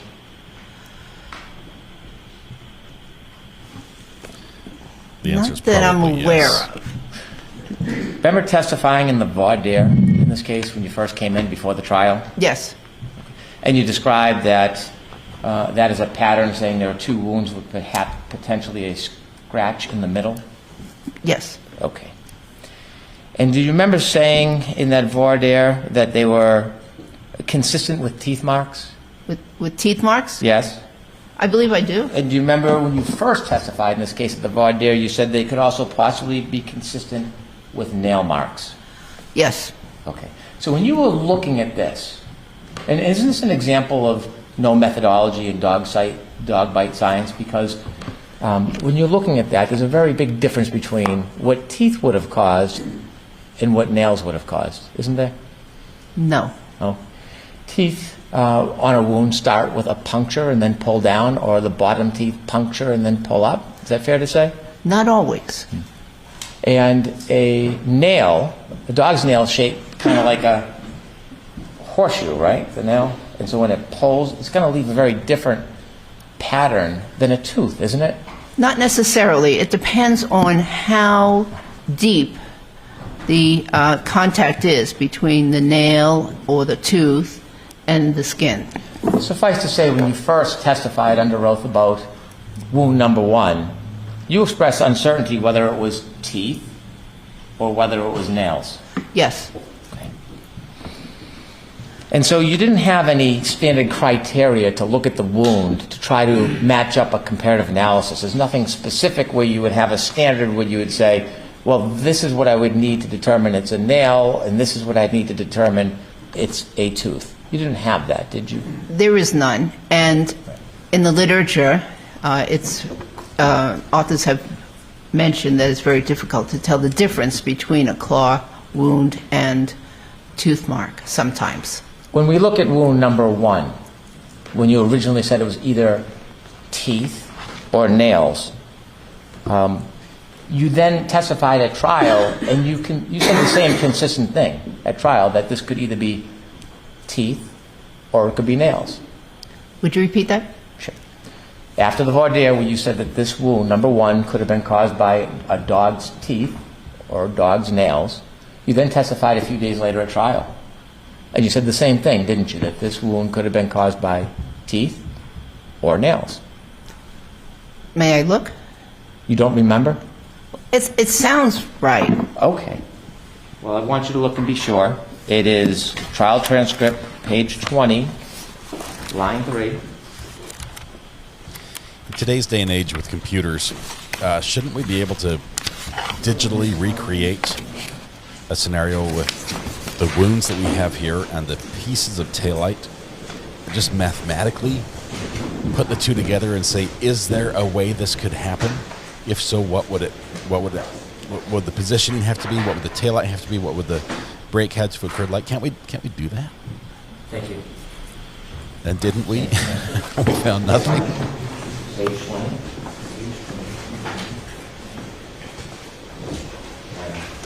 Sorry, line 3. Yeah, right there. Okay. Dr. Russell, do you have the same transcript as us? Yes. Okay. When you were talking about the number of patterns, you started with the upper part of the arm, you talked about the parallel lines, and you said they were inflicted by either teeth or claw marks. Line 3? Well, start at line 3. Teeth or claw marks is actually line 5. Line 5 says the word photographs here. Okay. You must have a different version than us. Are you talking about the trial? Voir dire. I am, so you have a different copy than we do. My apology. How do you have different copies of the transcript?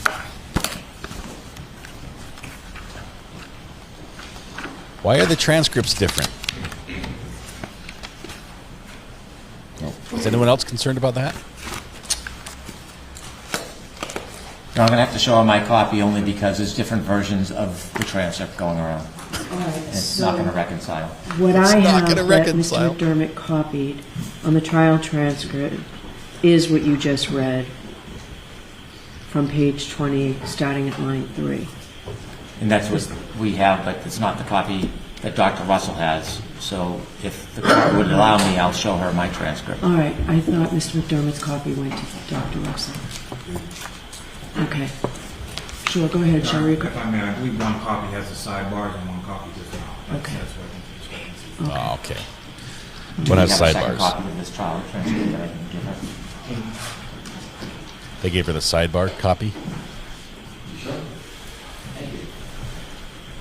When he said that they're not going to reconcile, I'm like, they should match up at some point. It was just one occurrence. So at trial, you similarly said that this was caused by either teeth or claw marks. Yes. Okay. You never thought you'd be here, hipster. And so there was saying that. obvious uncertainty by you whether this was teeth or claw marks when you testified at the voir dire and when you testified before the jury at the first trial. Yes. You told counsel when you had your direct examination on the last case that between the time of the trial and between your testimony at the first hearing and this Lanigan hearing, you had not reviewed any further materials. No, I don't think I said that. Oh, you did review further materials, In the process of writing my report, which Mr. Lisi helped you with, yes? Objection, Your Honor. in the process of writing my report, I did review articles. I re-reviewed the photographs, and and my opinion even became a little clearer. Oh. So when you testified in front of the first jury, expressing an expert opinion, you weren't very clear? No, I was certain that these were either teeth or claw marks. Okay. But things have evolved, haven't they? Yes, I have. In the course of reviewing and also being challenged, I'm being challenged. So I needed to re-review everything. Yes, things have evolved. So things have changed. Changed? No. Well, it's one of the. I said teeth or claw marks. Well, it's not one or the other. You're supposed to testify with specificity. Again, in the articles, in the literature, medical peer review literature, it's mentioned that it's very difficult in some sets of marks to determine what's a claw mark and what's a tooth mark. So based on your reading of the literature that tells you it's very difficult to distinguish, you nevertheless then come into the hearing and you change your testimony and distinguish, because what you said now at the last hearing is this wasn't claw marks. Your position now is that these were teeth marks, not claw marks. I also mentioned that I saw some punctate wounds up here, these two little wounds up there, and that helped clarify. That picture hasn't changed since you looked at it before voir dire. Perhaps I didn't see them the first time. They're very faint. You made a mistake. No. Oh. Either teeth or claw marks included both of those. So because you overlooked certain things, your opinion you gave to the jury was not an accurate opinion. At the trial? Yes, at the trial. Is this the trial? Yes. This is the trial. It is inaccurate. It's Well, either teeth or claw marks. Well, that's not what you're saying now. Now you're saying it was teeth, not just teeth. You're saying it was canine teeth. Yes, I believe now Right. that they are more likely canine teeth. Well, you didn't say more likely. You said to a reasonable degree of scientific certainty. Well, is it more likely or is it to a reasonable degree of scientific certainty? Reasonable degree of medical certainty. Is that what you're saying? Yes. To a reasonable degree of medical certainty, those are now dog bites. Those are, teeth marks. These right here. Correct. All right, and to a reasonable degree of... It's my opinion that to the reasonable degree of medical certainty, those are marks Shouldn't made by be using teeth. And red laser teeth pointer that on you this. claim that these are now made are the canine teeth. Yes, I believe so. Well, not you believe so. I want to know if you're certain about this, a medical certainty. Yes, to a reasonable degree of medical Okay. certainty, those are made by canine teeth. Okay. And so your opinion from the time when you first testified at trial, the opinions you gave to the jury, it's now different. I don't see it as different. Okay? What else did you overlook in this wound when you first gave your opinion to the jury? What else did you miss? I don't think I missed anything. There's another abrasion in the middle. Well, no, we're not going to move on. We're going to stay right here in one until we're done. Excuse me. I mean, there's an abrasion right there in the middle. What's that caused by? It could be caused by one of the incisor teeth. When you say it could be, I want you to use science and not just speculate.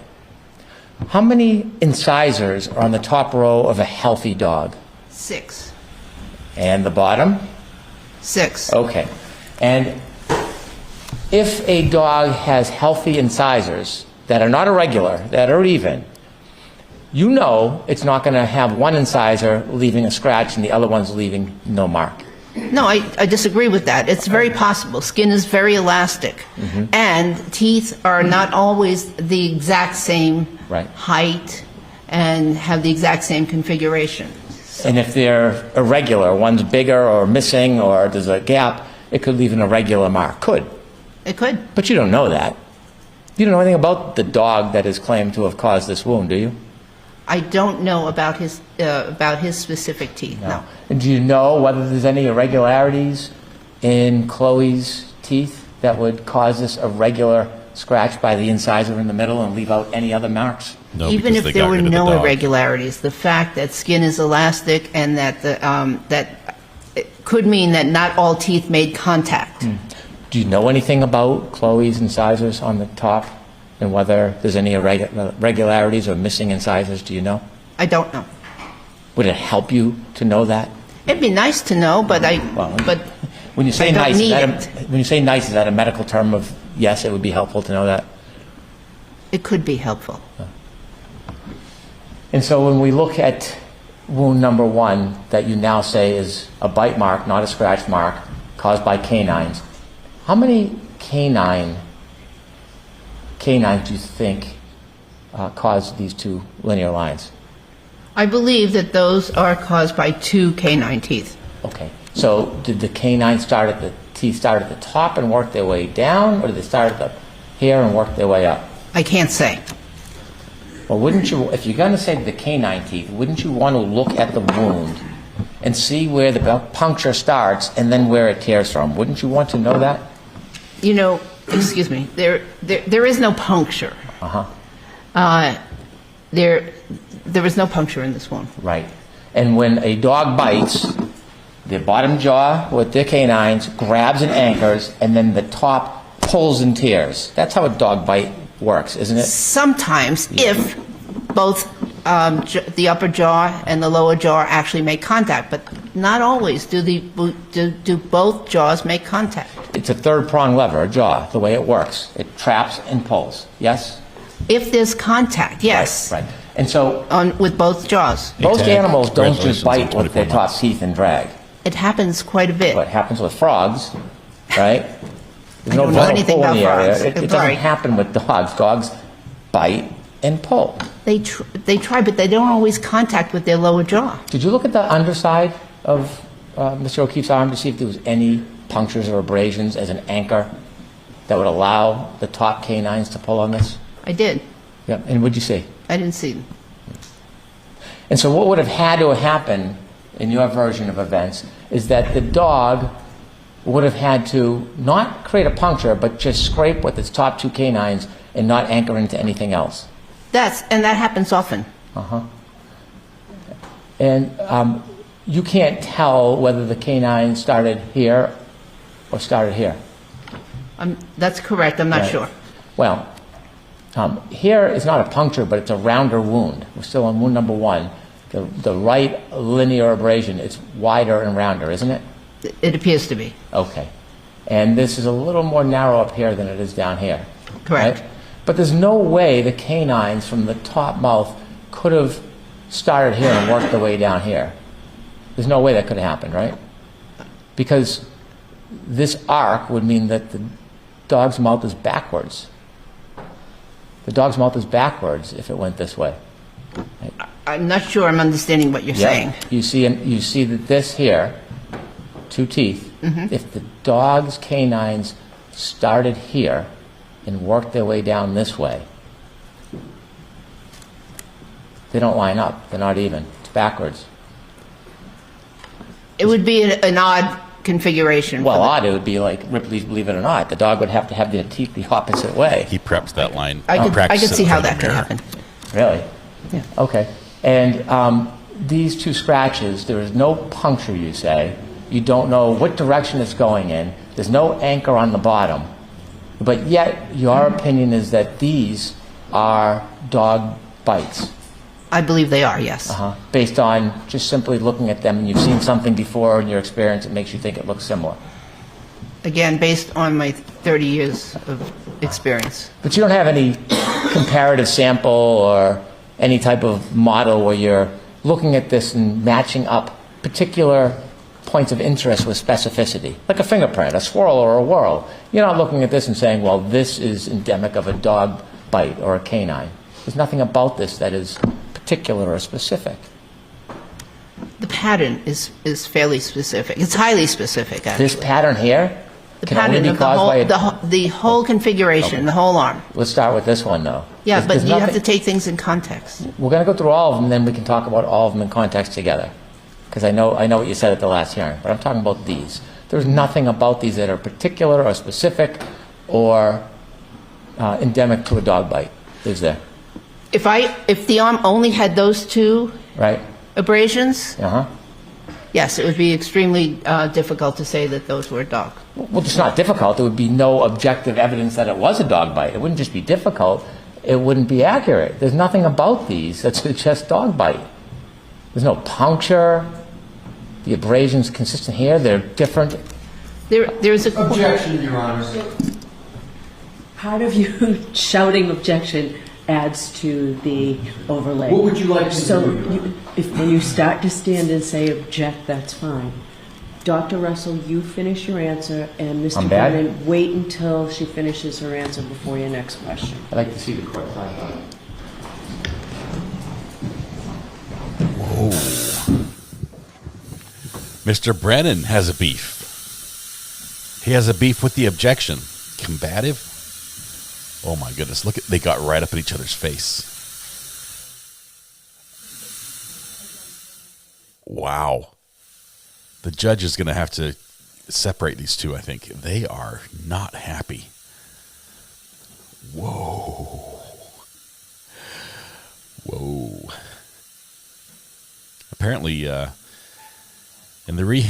recess, outside behind the playground, it's going to go down in Canton.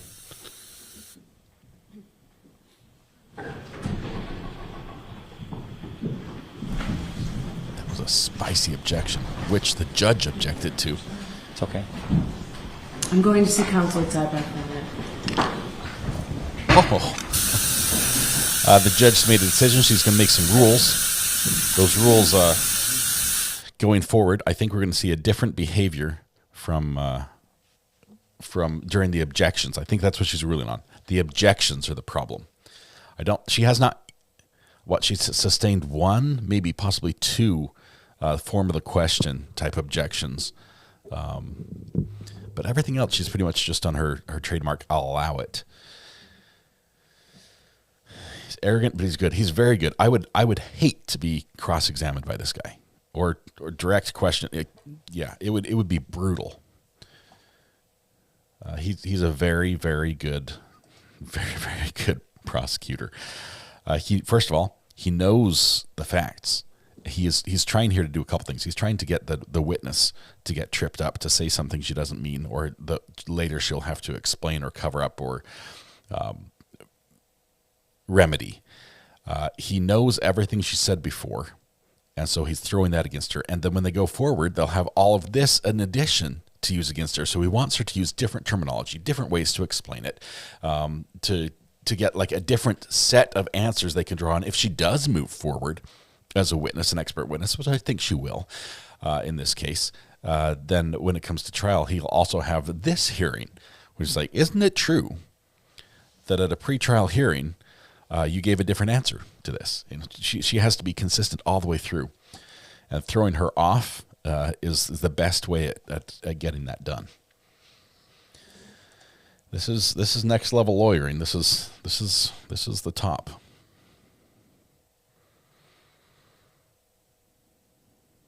Wow, it looks like Yannetti is the one that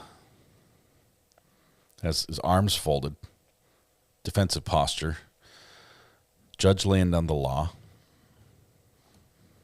You zoom in, see what we got here.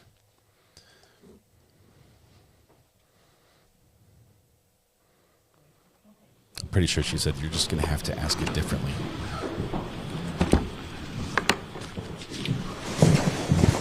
Oh. All rise to the court, please. Judge says maybe we all need to cool off for a bit.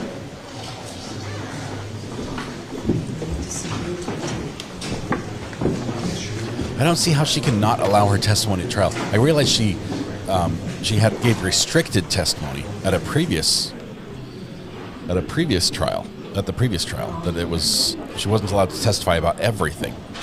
But how would she keep her out completely? Look at her resume. Her resume is amazing. You are muted. I've been muted, apparently.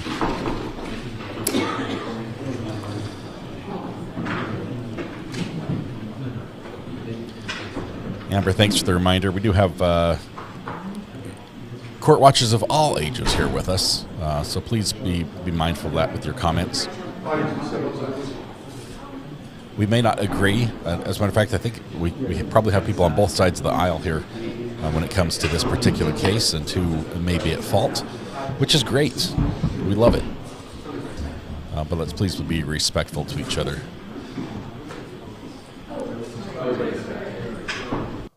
Why? What? Why are they kicking everyone out of the courtroom?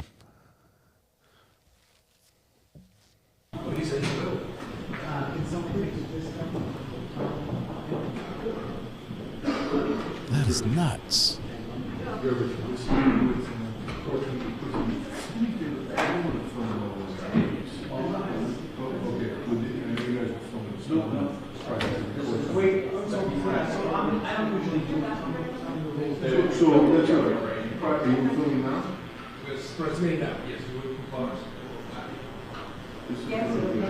Are we taking lunch? It's 11. What time do you normally take lunch in Massachusetts, in the Commonwealth? Is it early lunch?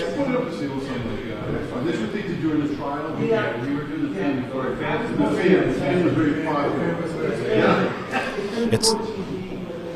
It's not a big deal. Just make sure you're focused on the fan. Yeah, just focus on the fan. That's actually... the show was pretty good. The fan, it was always like... sometimes, like, we might have...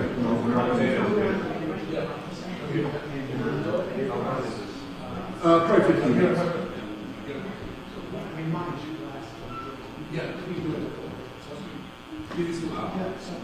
Yeah. The cameraman didn't understand his job, unfortunately. Quick trip to the waterfall for lunch. Then we'll get really spicy in the afternoon. Apparently, I don't know if this is true, but, there's a possibility when I said they wanted to take this outside, they decided right now. And it's going to be fisticuffs on the courthouse steps, maybe. I don't know. All right. Looks like we get a break for just a little bit. The judge called a break, probably because it was... that's a good call. I'll say, Judge, if Judge Beverly did just decide to take a break right now, that's a good call. Because tempers are getting a little heated. I think it would help everyone. I think even the prosecutors or the defense would like their witness to be able to reset a little bit, because she is, from her body language, from her positioning, I think she is getting a little frustrated with the line of questioning, as all of us were long before she was. And maybe being able to reset and just refocus on giving those consistent answers, which will agree with everything she said before and going forward, will help. The prosecution, he knows how to get under her skin. As soon as she says, yeah, you have to take this whole image of the injuries on the arm in totality, and then you can, it gives it context. He's like, all right, let's break it apart then. And let's just talk about this. What about injury number 1? Tells you this was a dog attack. And he's going to try to break the whole thing down. He's like, okay, so you didn't have anything in number 1. You didn't have anything in number 2, number 3. And he's going to say, so really, altogether, you're like, oh, this could be a dog attack. It's a smart move. It's a smart move to try to keep her out. But I really think she's coming in. I don't think she's going to buckle under pressure. She's really good at what she does, and she believes what she does. That's very important. So I think she'll stay pretty consistent, and they'll basically get to the point where they have to agree to disagree about the meaning of some things. But I don't think she's going to get tripped up to the point where the judges say, yeah, you're no expert. You can't come in. We shall see. We've had strange rulings in this one already. Iris gifted a membership. Thank you very much. Went to Tess's mess. Congratulations, Tess. You're in green again, out of slow mode. So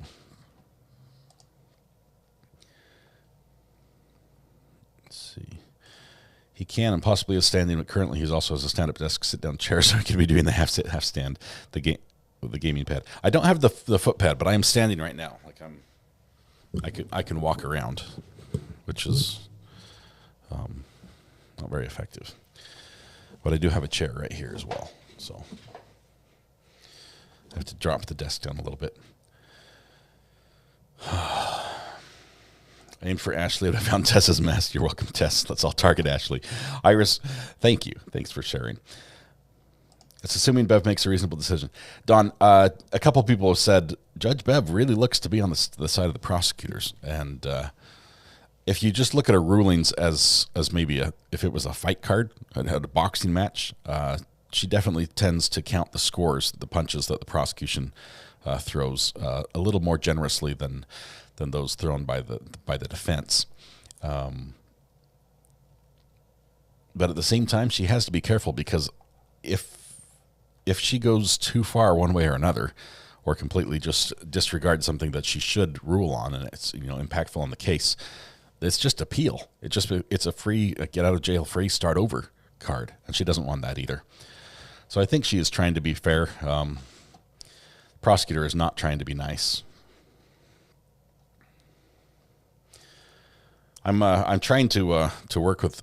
I did get a new desk here. I'm trying to work with the people who made the desk to try to get the lights fixed. There's an issue with the little lighting underneath here, and so they told me. They said, "Sorry, the lights don't work. We don't have any replacements."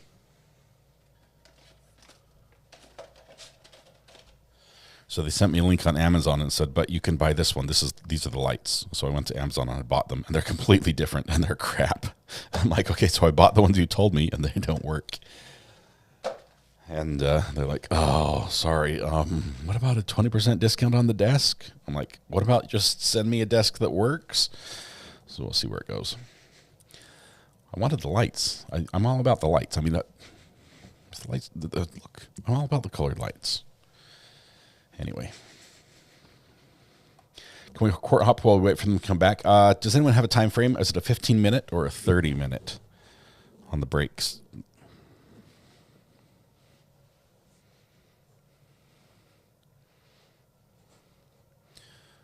Let's see.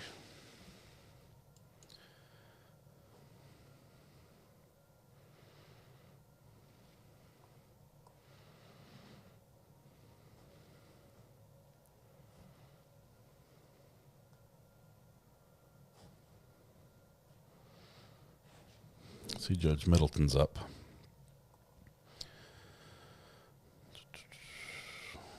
Got some out of Chicago. Got Licking County about to start.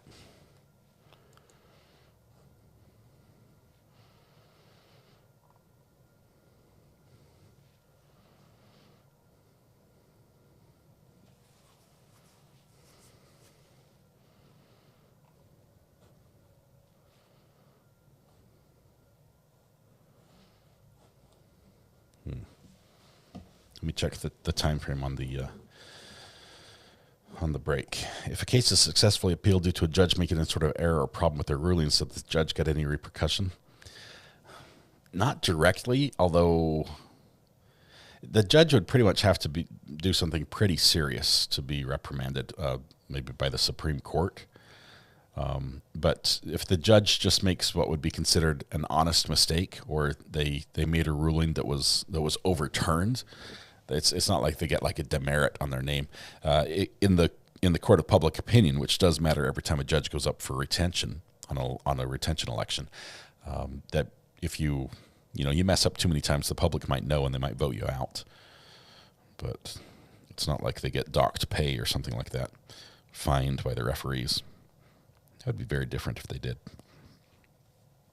Let's see.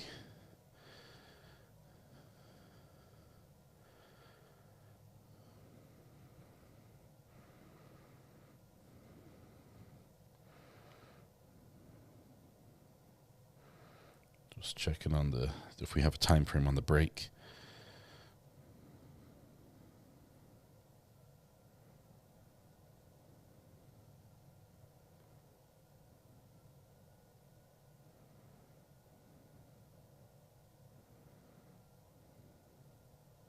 I have to give the witness credit.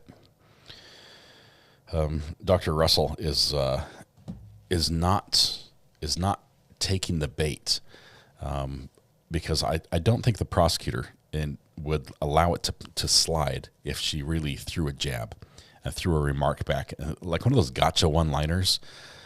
She did fit one in a little bit, saying evidence has to be collected properly, but that was more of a factual type. This is why I say what I said.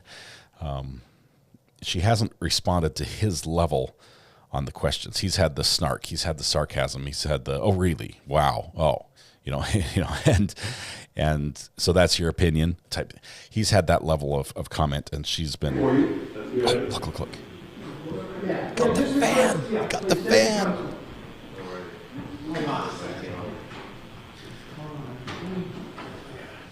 Let's see. Diabetes member for 14 months. Thank you very much. Congratulations on the 14 months. This is thanks to Red Pen, by the way. Ricky C. gifted 5 memberships. Congratulations to the winners. Appreciate your generosity, Ricky. Witness is way more patient than I am. She's had a lot of years of probably dealing with some pretty obstinate people.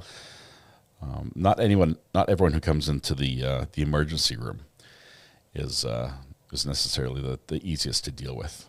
And 30 to 50 years of experience in that field. She's probably seen some things. You need to guess on how many spam calls you'll get today. I haven't had any so far. I typically, if we get a spam call during court, I'm not going to take it. But the only fan is back. It is spinning. All is well in the world again. We've missed you. There are a lot of fans, but this is the only fan. She does have law enforcement background as well. Lynn, you're correct. She's not testifying as an expert in that capacity, but she has familiarity. And that, I think, honestly, that's opened up a line of questioning that is troublesome here, because they're trying to throw the investigative side of the car accident in her face, saying, "Why wouldn't you have visited the crime scene?" And she's testifying as a medical professional.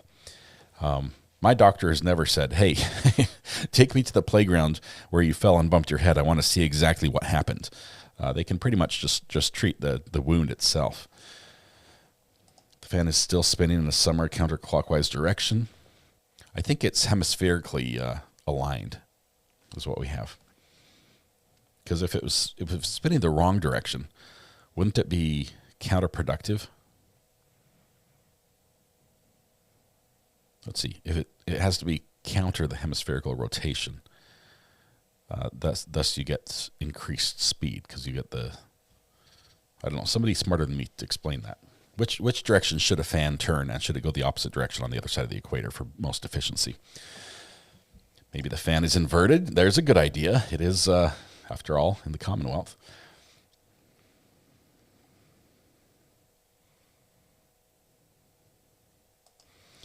Drama Llama Mama. I'm sorry if that's happening. I will tell you the best way to get ahead of it is to release it yourself. I'm not a fan of this. First of all, I'm a big fan of not having that content on any device, because then you never get in that situation. So that's my personal. But if you are in the situation, taking away the effectiveness of the blackmailer is pretty much the only thing you can do, because there's no guarantee that if a blackmail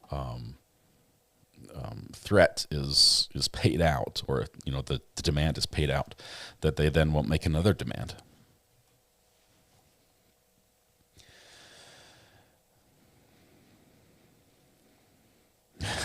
Drama Llama. I do crime, not that other stuff.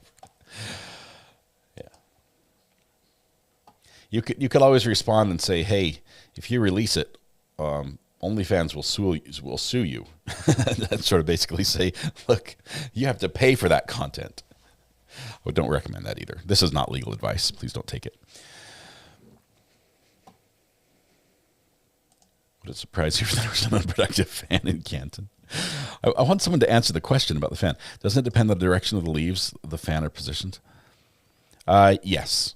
So is it providing lift? Like is this like a helicopter blade that is spinning and is actually lifting the roof up in theory, or is it pulling the roof down? Is it pulling the air or is it pushing the air? It's probably doing both. If it spins like that, yeah. Spam call on demand. How did that happen? Here we go. Hello? Hello? Hello? Hello? Are you there? Hey, good morning, Bella here. I have some great news about a new subsidy opportunity available to you in this annual enrollment period. Just a quick check. Are you currently receiving benefits from government programs like Medicaid or Medicare? Bella's not here. I think you've got the wrong number.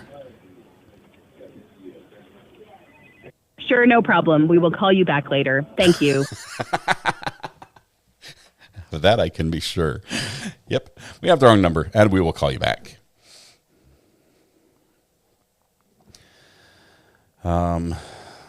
It's pulling the air. It's pulling the air. So is it pulling the air up or pulling the air down? That's the question.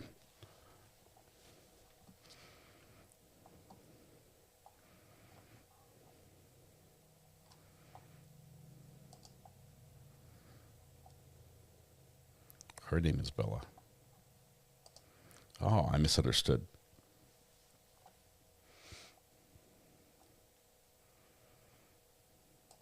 Hot air rises, so you don't want the hot air lower. But is it cold in there? That's the thing. A lot of fans are reversible, so you can take the hot air from the ceiling and circulate it back down through the room and even out the temperature. And it is cold. J-Man, how do you forget it's your birthday? Happy birthday, my friend. Happy birthday. That's all you get, because you missed the beginning of the show, apparently, where we sang happy birthday to everyone who had a birthday today. Help yourself to free pancakes, J-Man. Congratulations. In my opinion, welcome. Good to have you back. You look good. Whirlwind trip to Portugal for New Year's. Happy to get you back. Wow. Send pictures. That sounds awesome. You want the hot air to be pushed down in winter and pulled up in the summer.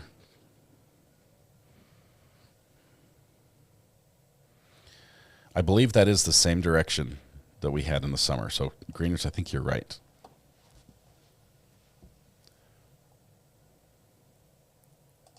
Tammy, it's your birthday also. Dang too late. Tammy, happy birthday as well. Hope you have a wonderful birthday. 21 again. That is awesome.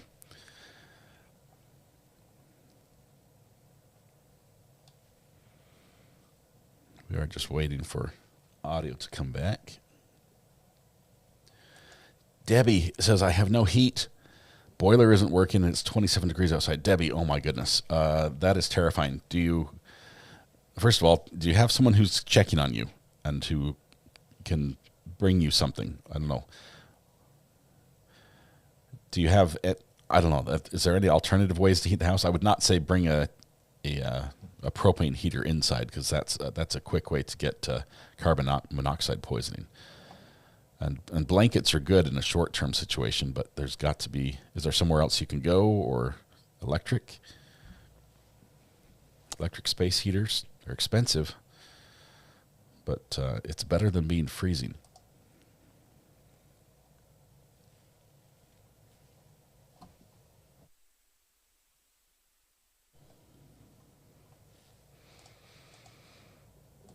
You can almost see the dust accumulation. Do you guys remember when we were watching a trial? I forget which trial it was, and the court had a red light, like a button that lights up when the jury had a question, and the camera during the break just focused on the button, and we watched it for hours, waiting for it to light up. And while we were looking at it, we're like, wow, that button is really dusty. And as soon as we started talking about that, somebody came over and wiped it off, so it was all clean. Do you remember that? What case was that? I need that button. It came back on OnlyFans. Yep.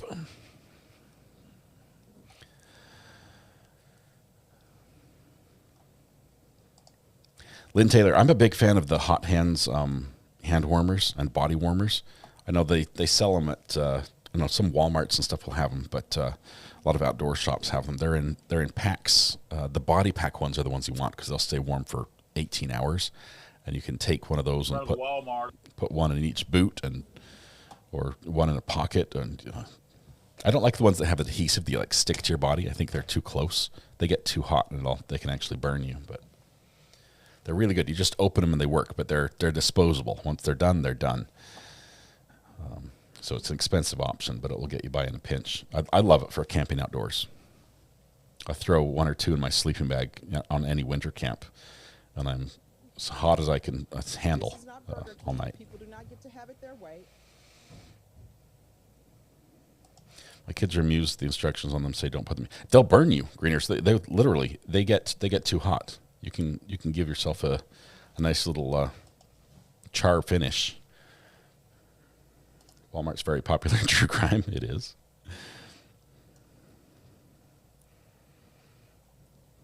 You should have read the instructions. Not in the underwear.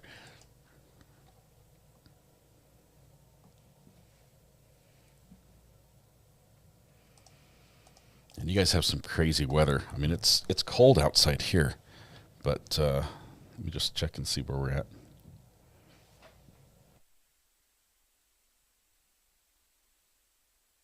We're 36 right here, so we're still above freezing. But we are expecting possibly snow on Friday, which we haven't had snow in over a year, so that would be cool. Hey, bud, how's it going? You good? All right, thanks. 13th juror. The new prosecutor is very unlikable for many people and also very good at what he does, which... I have to say I like a prosecutor that's good at what they do. I don't agree with him on everything, but I can see what his job is, what he's trying to accomplish today, and he's very good at trying to accomplish that. It's nice in Miami. 27 in Arkansas. Guys, stay warm, stay safe.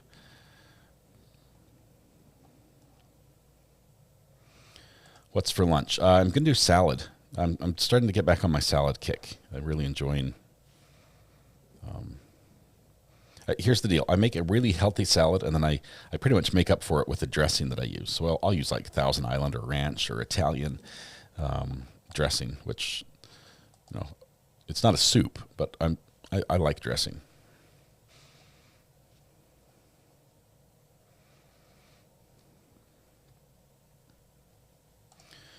Three-dog night cold here.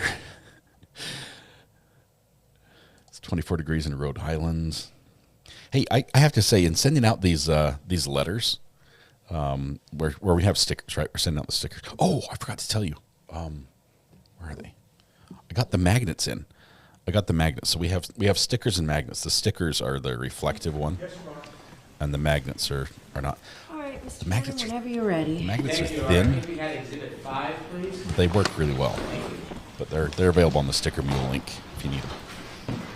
We are back, so I'll be quiet here. Dr. Russell, we were talking about these two scratches or abrasions as wound 1. I want to continue asking some questions about wound 1. And I had asked you, now that your position is that these were caused by the canines of the dog. Was it the upper or lower canines?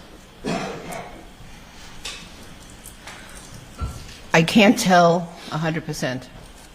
Well, not 100%. What's your opinion? Are these upper or lower canines? I believe they're upper canines. Okay. And why do you believe these are upper canines as opposed to lower canines? Because when the mouth of the dog opens and attacks, it's usually the upper canines that grasp first. And you're saying because there's an absence on the other side that this must be the upper canines? Is that your logic?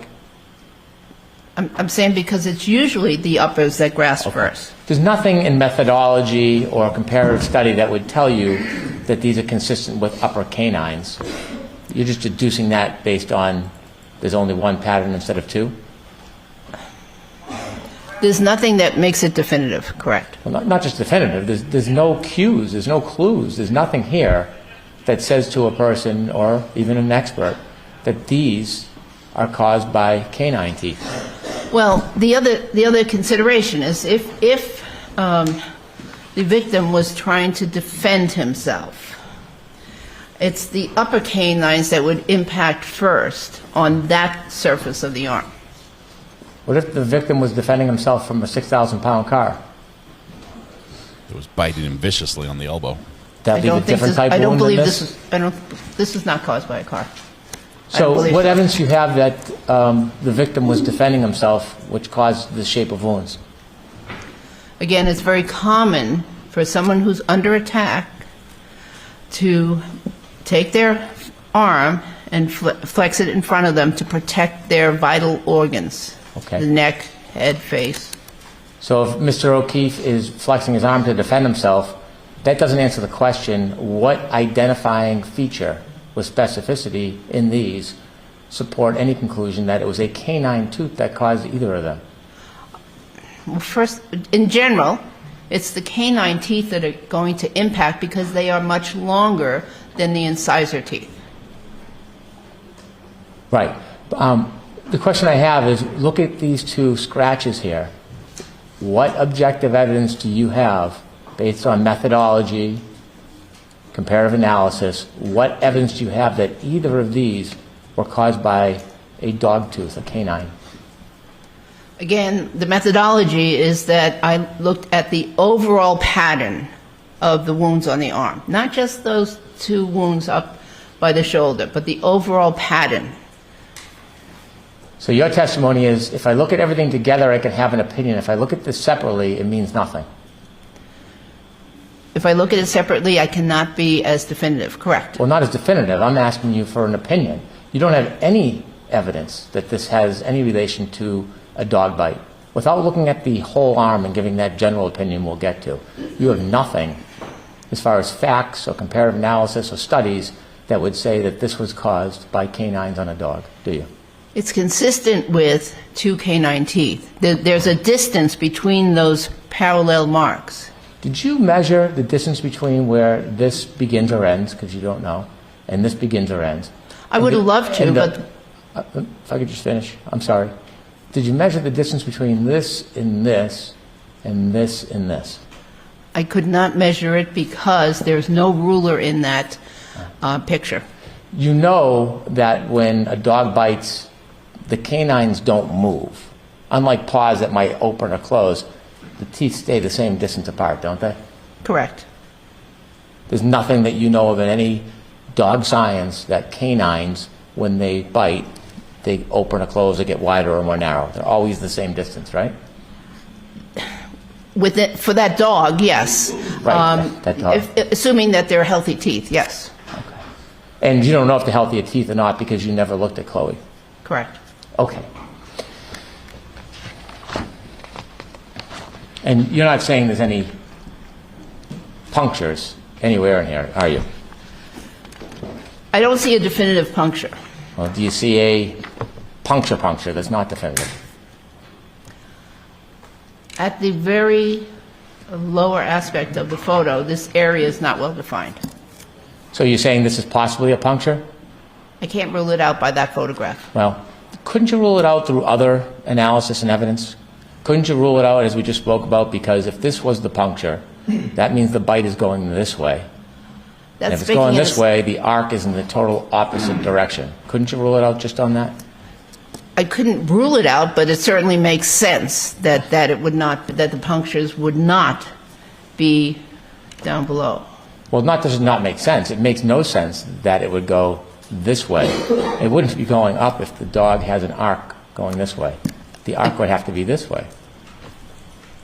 It depends on the position of the victim. I'd really like to see what a dog's gestures arc he's making. is not going to change depending on the position of a victim. No. And the dog's canines are not going to move depending on the position of the victim. That's right, but if he's bending over, and depending on the position of the arm, the wound can change. The wound can have a different appearance than what you would expect. Okay. Let's move on to number 2, which I'm identifying as these 2 linear scratches and then the scratch on the bottom. You've testified about this wound number 2, although you didn't characterize it as wound number 2, right? Yes. Okay. When you first testified under oath in the voir dire about wound number 2, do you remember what you said that you thought that might be? Bite marks. I believe I said bites or scratches. Teeth or claws, right? Yeah. Okay. Now, at trial, did you change your opinion at all about teeth or scratches? I'm not sure. Do you think you said at trial that this was not scratches but most likely teeth? I may have said that. Okay.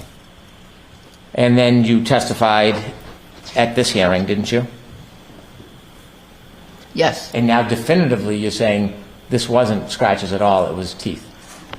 Definitively, I cannot say that. They still could be scratches. There's a possibility that 2 adjacent nail marks made that. So you're saying this could be nails or could be scratches? I mean, this could be nail scratches or could be teeth? Yes, there's a possibility that those could be scratches. Okay. When you were asked on direct examination, that wasn't your testimony, was it? I turned you to page 101, line 13. On what date? I'm sorry, the last hearing date. It's the thickest of the 3. Yes, it's page 101, line 13. May I approach to help you on that? Yes. It's the thick one. You got it.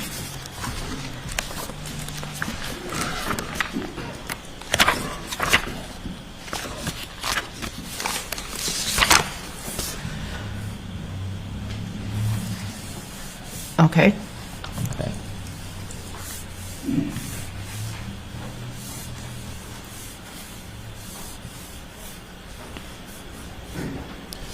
Pull up. What do you think caused these injuries? Was there a dog attack or car attack? At that hearing, when you last testified, did you say that teeth made those marks? You are unable to say which teeth, but it was teeth? Yes, I believe I did. Okay, so your position from the voir dire and from the trial testimony changed regarding this wound when you last testified at the Lanigan hearing? I still think that they are probably teeth, but I cannot 100% rule out scratch marks. Did you say something like, I'm not sure exactly what teeth made these? They could, one of them could, one set of these could be canine, one part of this and an adjacent incisor tooth, but I'm not sure on the second set? Again, it goes to the fact that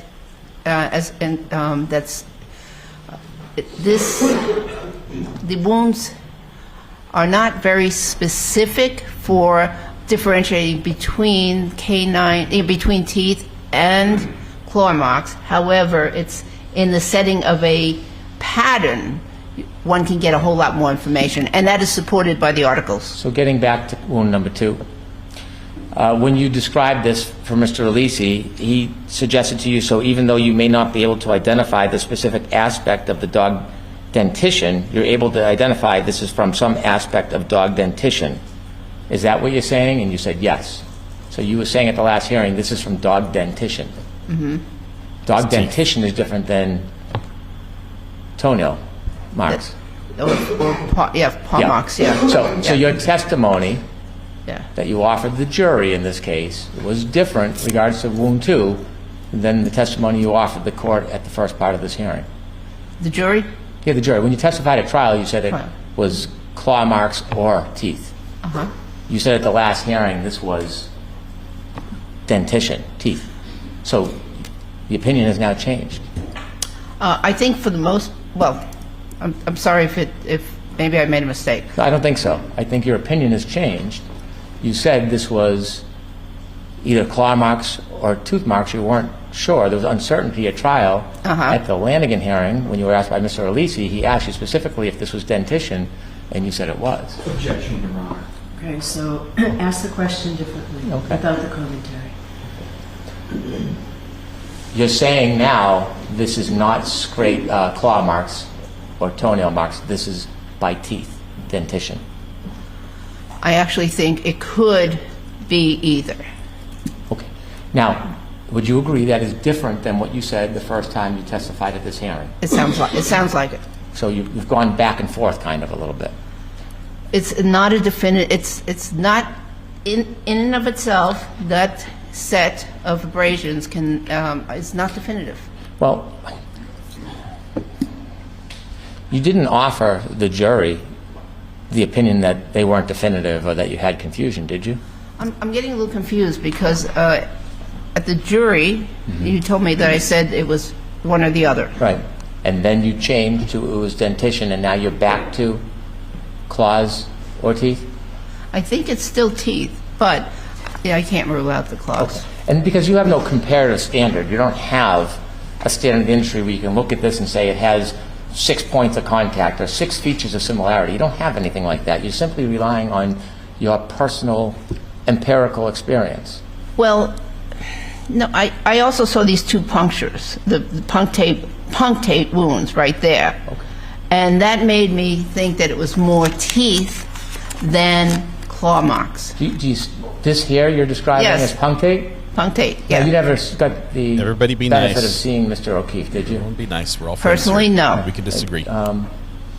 Did you know he was Irish?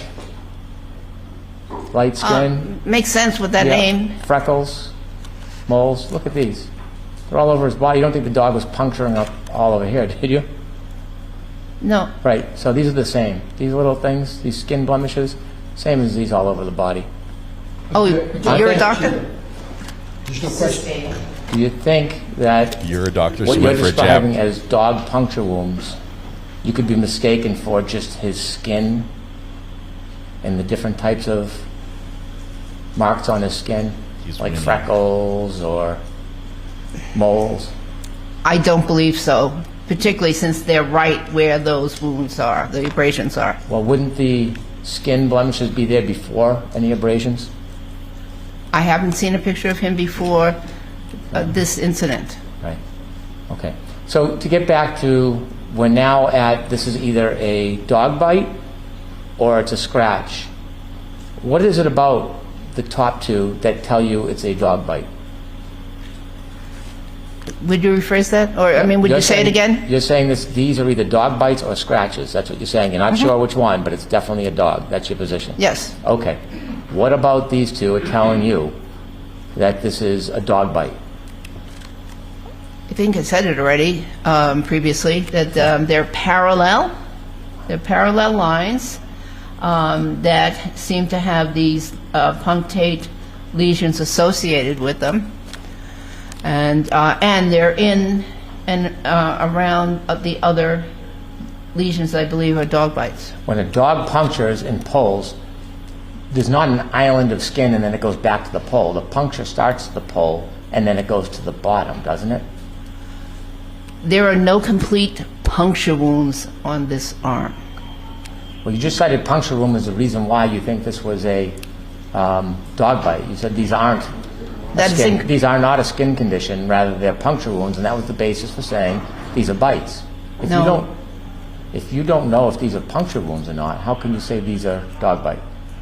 First of all, I did not say, with all due respect, I did not say they were puncture wounds. They are punctate lesions. Okay. So they're different. The punctate lesion, is that caused by a tooth?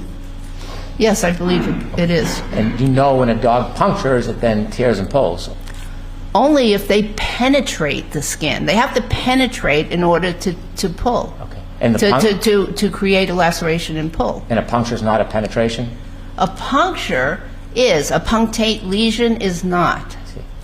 And so what about these 2 linear abrasions? What science, what comparative analysis, what evidence do you have that these are caused by teeth? It's part of the pattern. of this whole pattern. Of this whole pattern. But just like wound number 1, independently, this doesn't tell you anything. You can't give an opinion to a reasonable degree of medical certainty that this was caused by a dog standing on its own. By itself, it's consistent with, but yes, I cannot say by itself that it's caused by a dog. Okay. That lesion by itself. And there's nothing about these scratches that are consistent with the horseshoe shape of a nail of a dog, is there? You mean the horseshoe shape of the jaw? No, the dog's nail. The dog's nails. Paw nail? Toenail. Toenail? Yeah. There's nothing specific, no. So again, to have any real opinion to a medical degree of certainty, you need to look at everything together. You cannot look at this and tell us any specific identifying feature that would support an opinion or conclusion to a degree of medical certainty it was caused by a dog bite or a dog scratch. Mr. Brennan, that's the way medicine is. You know, in medicine, you don't just look at one complaint or one wound or one test and make a diagnosis. You usually need several supporting tests or other lesions to corroborate a diagnosis. So that's part of medicine. So you would agree with my statement, what I just said? Would you repeat it? Of course. So there is nothing specific with regards to these 3 scratches in and of themselves, without looking at the entire arm. There's nothing about these 3 that you can say with specificity that supports an opinion that they were caused by a dog bite or a dog scratch. I disagree. Okay. I think the combination of the punctate lesions right there and there, along with the linear parallel abrasions, supports that assessment. Do you have any papers, any studies that show that a scratch like this, that would look like this, is a dog bite or a dog scratch based just on the appearance of these 3 scratches?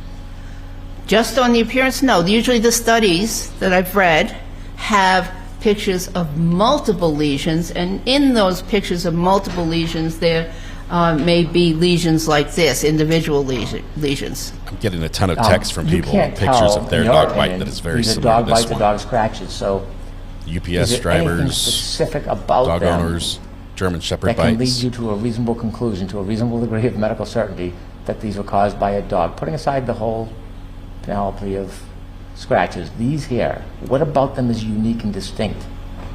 Objection, Your Honor. I'll allow it. Just that, just what's being called 2. What about them? Okay, again, they're consistent with dog bites and scratches, and together with the overall picture of the numerous wounds, it paints a picture that makes me sure that this is from a dog attack. Okay. I won't ask again, but I wasn't asking about the overall wounds. We're going to get to that. I was asking just about these 3, but I'll leave your answer as it stands. Let's move to wound number 3. Now, wound number 3 really is a collection of scrapes, and you gave some testimony about the first 2. So if we look at 1, 2, 3, 4, 5. So in wound 3, we have 5 larger abrasions and 2 on the top of the elbow. You see that? I do. And then you see a couple of dots down here. Yes? Yes. And I want to ask you some questions, and what I'll do, even though this is wound 3, I'll talk about scrape 1, 2, 3, 4, and 5 so we know what we're referring to. Is that fair? Yes, but Okay. again, any one little tiny part of the image or wound is, it's not going to be sufficient to make a diagnosis. I need the pattern.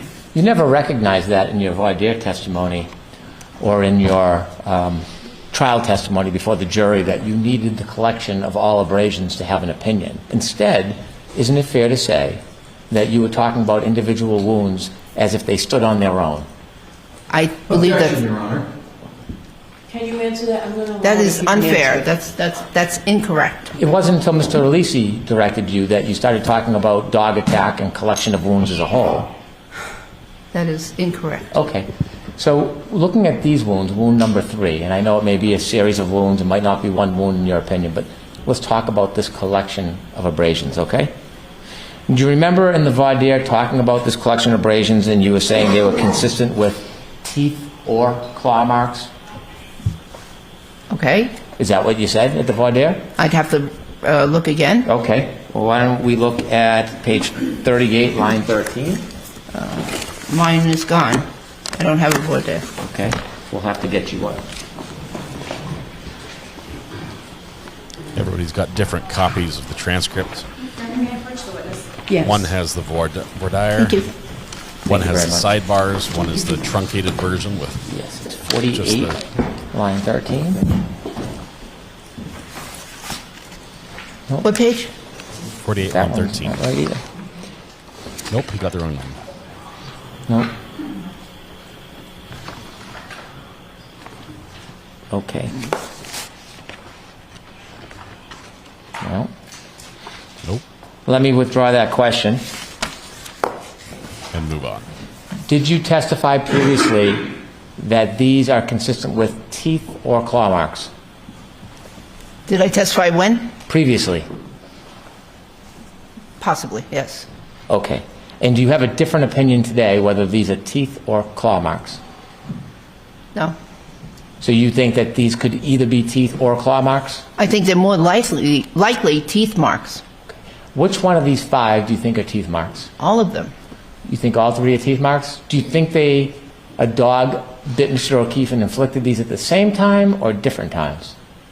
I believe that this was this configuration, this collection right Yes. here. Yeah. I believe this is one bite. One bite. And so if we were to follow your theory, this was one bite, this would be the arc of the dog's mouth? Yes, it could be. Well, is there an arc here? There appears to be. Okay. And we know that when a dog punctures it, then from the top teeth pulls down, the bottom pulls up, right? Push it. So if this is the arc of the dog right here, and it's like a half of a sun or a half moon over the elbow, you claim these 2 dots are consistent with puncture wounds? No, punctate lesions. Oh, punctate lesions, I'm sorry. Which teeth, upper or lower teeth, do you think caused these 5? I believe those were the upper teeth. So you believe this is a canine on the left, number 1, and a canine on the right, number 5? It could be. Okay. Now, if here's the arc of the dog's mouth, and this is a canine on 1 and 5, where do the canines puncture and pull? Up or down? I'm sorry, say that again? Where do the canine teeth puncture? From the bottom or from the top? So if these are, let me use my pointer here. If these are canines, and this could, by the way, be this also could be 2 separate bites. But if these are canines, they usually would start on the based on this picture, the upper or higher area and pull down. Right. They would have to start up and pull down if that was an arc of a mouth, wouldn't it? But you see the bottom of these wounds, right? The round part that is closer to a puncture is on the bottom. Aren't they going in the wrong direction if this is the arc of the mouth? No, I don't think that they are going in the wrong direction.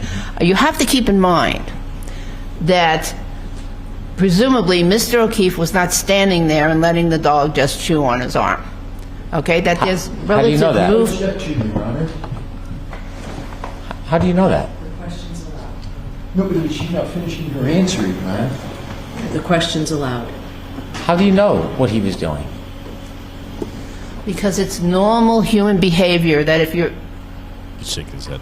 How do you know what he was doing? How do you know what Mr. O'Keefe was doing that night? Again, it's normal human behavior to pull away from someone that's attacking you, a person or an animal.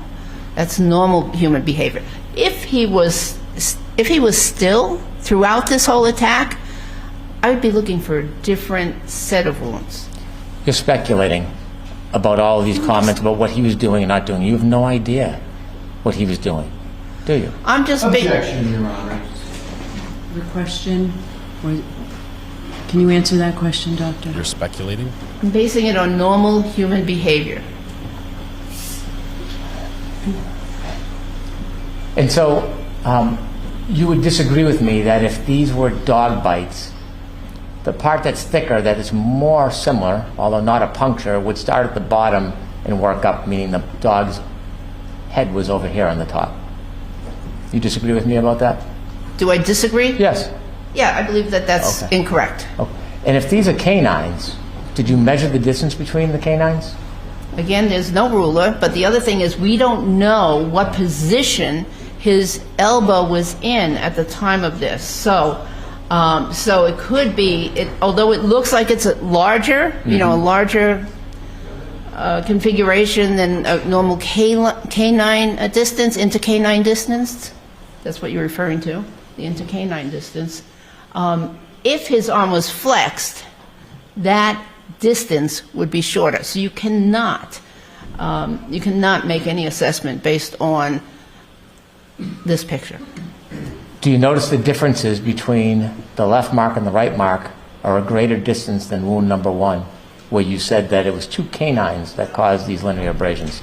And there's no elbow between the linear abrasions of wound collection number 1. There's no elbow up here to be flexed. Let me ask again. Do you notice the difference between these two? It is wider than the difference between wound number 1 when you said it was 2 canines. You mean this mark here versus this mark here? Is that what you're talking about? Wound 1 on wound 3, number 1, number 5, where you said these could be canines. Do you notice the distance is different than the distance where you claim that wound 1 was caused by 2 canines? Do you notice the difference in distance? Again, I'm not clear what you're asking me. Are you asking me the distance between this tooth and that tooth? I think what you're asking me is the intercanine distance. Is that what you're asking me about? Intercanine distance, I've never heard that word. Well, is that a new one? No, that's okay. well known in the medical literature. Let's just look at simple math or size. The distance between these 2 wounds is a greater distance than where you said it was canines in wound number 1, isn't it? Again, I believe I just explained it, that if the elbow was flexed at the time that the wound was inflicted, or the bite was inflicted, you would get these 2 wounds that are closer to one another than they appear here, because the arm is partially extended here and skin moves. I hear what she's saying. Are you saying this is a full bite, puncture wound top and bottom? Excuse me? Are you saying this was a full bite of puncture wounds, bottom canines, top canines? Are you saying this is a full bite? I don't believe any. No, this is not a full bite. There is no penetration, significant penetration of the skin. So this is not a full bite or a complete bite. Did you say at trial, at the elbow, there's another different series of marks that again have linear abrasions up where the pointer is, and then down below some punctate, superficial, round, small abrasions, again representing upper and lower teeth, in my opinion.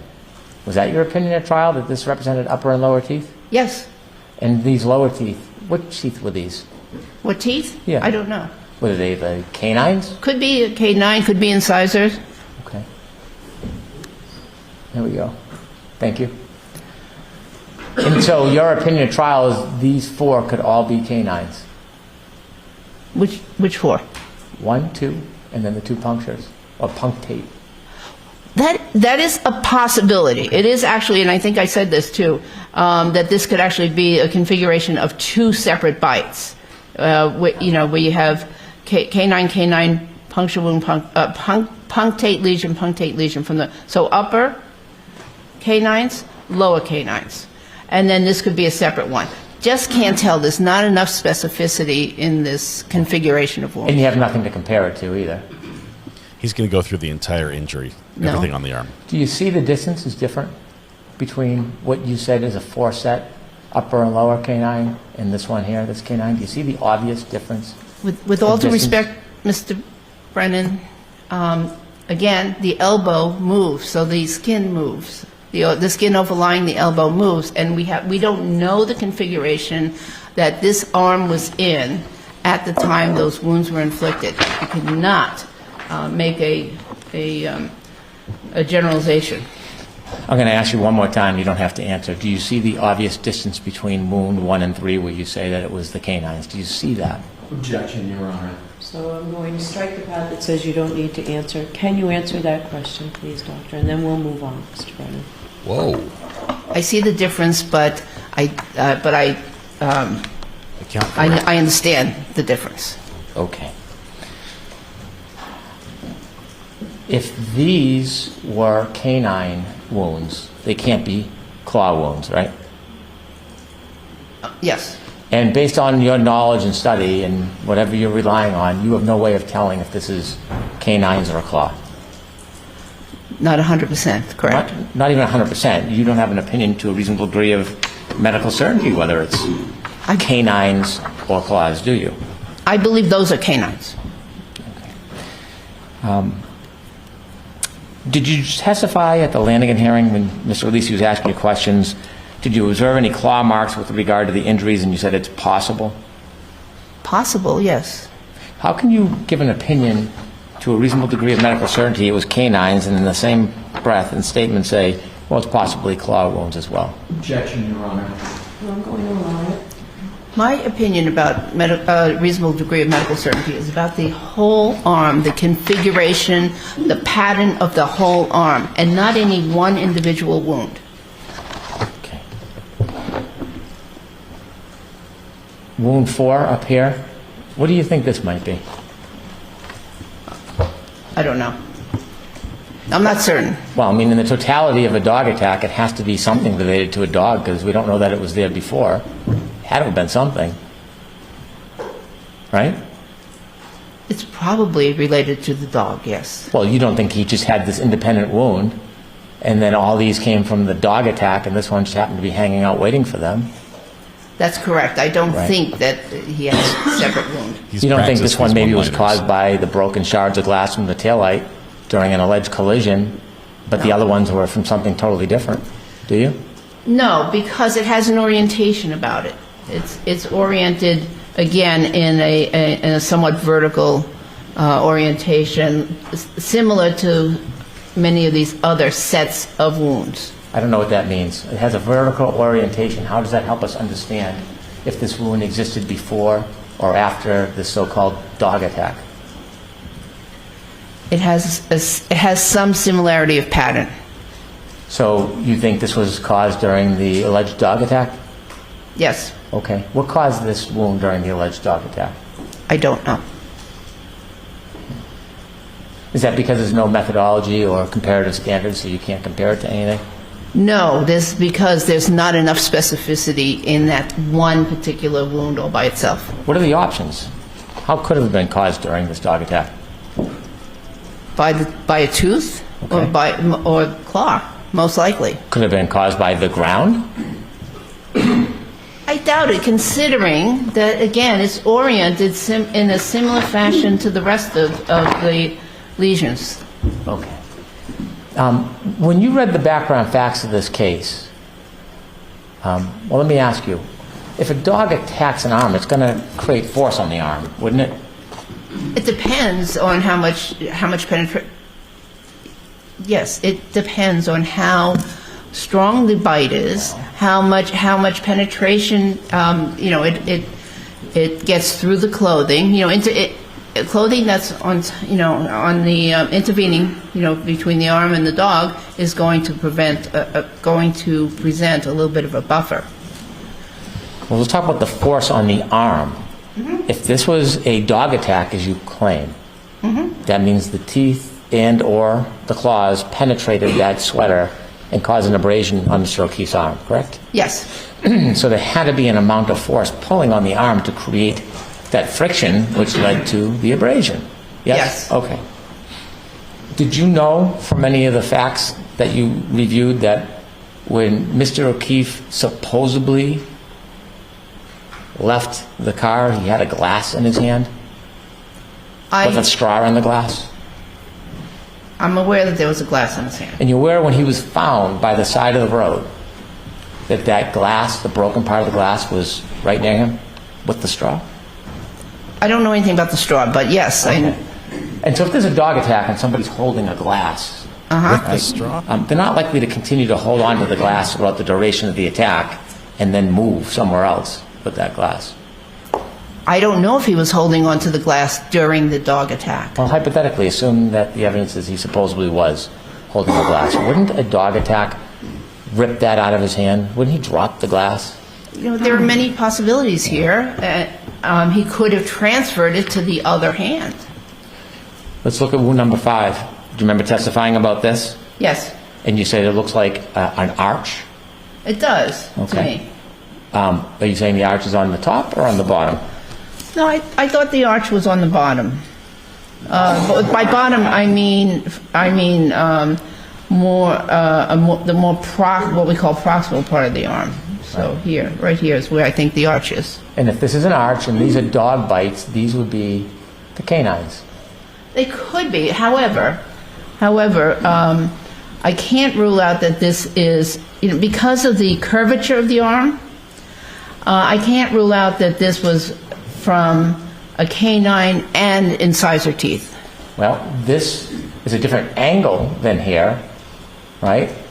But there's no flexion like in the elbow on this wound area. This is the bottom of the wrist, right? That's correct. However, that part of the arm has a different configuration than the upper arm. And it's got it's got a bone right underneath it. So you're saying... The ulnar bone. I'm sorry, I didn't mean to interrupt you.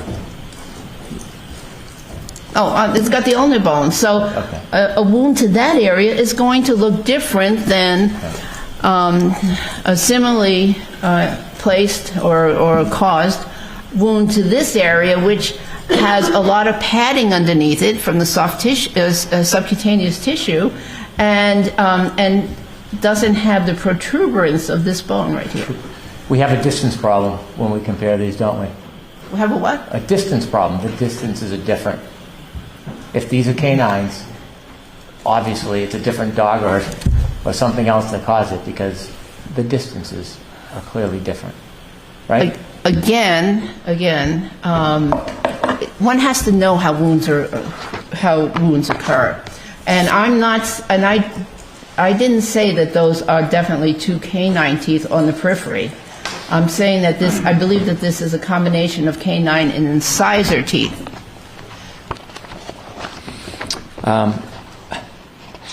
When a dog bites and tears, you see a missing tear pattern, don't you? You see the skin gets torn on many occasions? Yes, but we don't have any of that here. We have no penetrating wounds here. Right. Is it remarkable to you that if this was a dog bite with canines, there is no tearing of the skin? Is that remarkable to you? No, because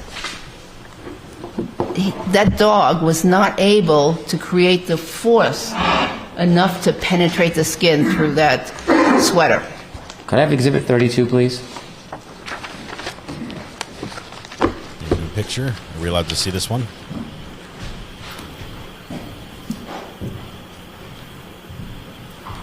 Ouch. Okay. Oh, you've seen this picture before? Yes. Okay. And this allegedly is a dog bite from Chloe? Yes. And you see the tearing of the skin, don't you? Yes. And you can see the corners where the back of the thumb. The incisors would penetrate through a puncture. Yes? I'm not sure what teeth punctured this, but yes. I see the skin is all penetrated. This is consistent with the literature of a tear and a hold and a pull, right? No. Okay. No, absolutely not. This is not consistent with the dog biting and then pulling the skin. This is consistent with an avulsion wound caused by a dog. Okay. Very different wound than we looked at on Mr. O'Keefe's arm. On Mr. O'Keefe's arm, very different, right? Correct. Okay. If we can go back to 5, please. Now, your opinion that this is a dog attack. Mm-hmm. Have you ever had peer review of this opinion with this photograph? No. No. You would agree that this dog bite science is what they call a soft science. Would you agree with that? I don't know what you mean by that. Okay, well, it's not like DNA. It's opinion-based. It's subjective-based, the science of dog bites, isn't it? It's based on a lot of training. Yeah, and a lot of subjective opinion, too, wouldn't you say? There's opinion here, yes. Uncertainty. There is some, yes. Right. And being that type of science, haven't you read in the studies about peer review, how peer review works? What specifically are you? That you have another qualified professional look at it and question and vet whatever opinions you're giving. Did you go through that process at all? I've been through that process, yes. You've been? Okay, and who peer reviewed? You mean in this case? Yes. Oh, no, not this case. No, I thought that this information was rather confidential, and I didn't share this information. Well, you discussed with the defense other information in this case, didn't you, about the accident and about people's opinions? You've discussed that as part of your opinion, haven't you? Yes. Okay. Did you know that the U.S. Attorney's Office employed a deputy medical examiner to look at these bites? And then he had commented that the wounds at 2 to 3 millimeters up to 7 centimeters were documented on Mr. O'Keefe's right arm, and the injuries do not photographically appear to be nor are described as puncture bite wounds, and thus are highly unlikely to be the result of an animal bite attack. Did you get that expert opinion from the United States Attorney's Office when they investigated this case to consider as part of peer review? Objection, Your Honor. No, I did not get that, but... Did you say you did get that? No, I did not get that. However, I have a comment about that. Go ahead. Please. Not very medical exam. Not very many medical examiners have the experience that first of all, have experience with dog bites, seeing hundreds and thousands of dog bites and treating them. And not very many medical examiners have even autopsied a case of dog bites. So although, some physicians have certain opinions based on what they know, they don't have my experience. I'm sorry. Do you know if Mr. Walsh has your experience or not? I don't know. Who is it? The gentleman who gave this opinion that was employed by the federal government. Do you know if he had your experience or not? What's his name? Mr. Walsh. John Walsh. No, I don't. So he could have more experience for all you know. Oh, highly unlikely. Okay, you have more experience than anybody in the country. I think I have at least as much experience as any other possible person in the country. And I have it from both aspects, from the clinical aspect and from the forensic aspect. Did you review the opinion of Dr. Kenneth Kinsey, who said that those injuries were not caused by a canine? Dr. who? Kenneth Kinsey. Dr. who? No. No. If you look, I believe Mr. O'Keefe's arm were completely bent when he sustained the injuries. A lot of them match up. They're a continuation of another injury. And I don't even know who Dr. Kinsey is. Okay. Is that a medical doctor? So you don't have any peer review at all? You have nobody who's given an opinion similar to yours about this being dog bites, do you? Is Dr. Kinsey... I'm sorry. You have no peer review. You have no peer endorsement. Everything that you have no peer endorsement for any of your opinions, do you? I didn't think I was allowed to show these pictures to anyone.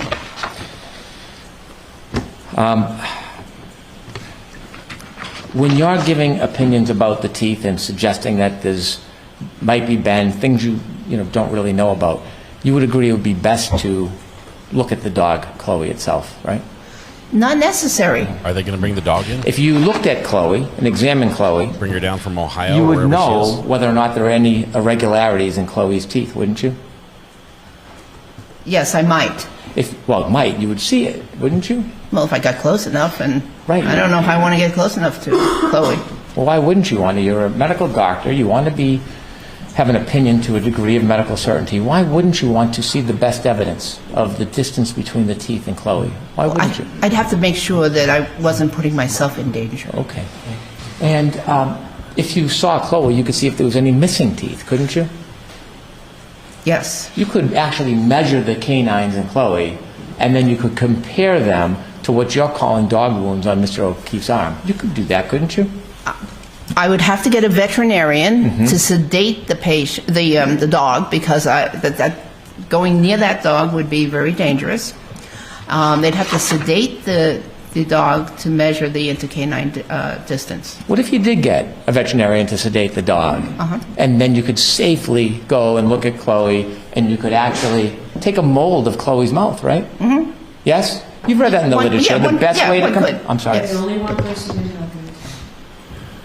You've read in the literature the best way to compare the teeth and the mark is you actually do a mold of the dog's mouth. You know how valuable that can be in analysis, don't you?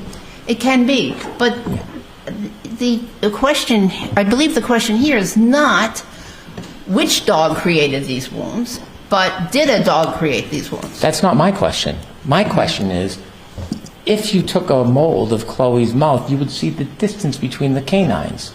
And you could measure it, quantify it, not guess and speculate, quantify it, correct? Your Honor, could we approach, please? Okay. Thank you. So I guess we need to make a new poll. How many of us think that the state is going to bring in Chloe? I'm going to end the poll here. 83% think this is a dog attack. He's treading right along those lines where it seems like that's an opportunity.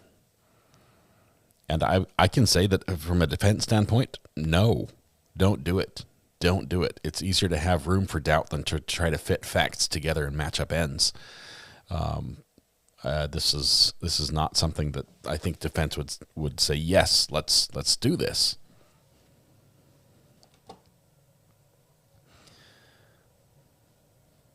Seems to be suggesting like Chloe's in the other room. He's going to be like, come here, Chloe. Come here, girl.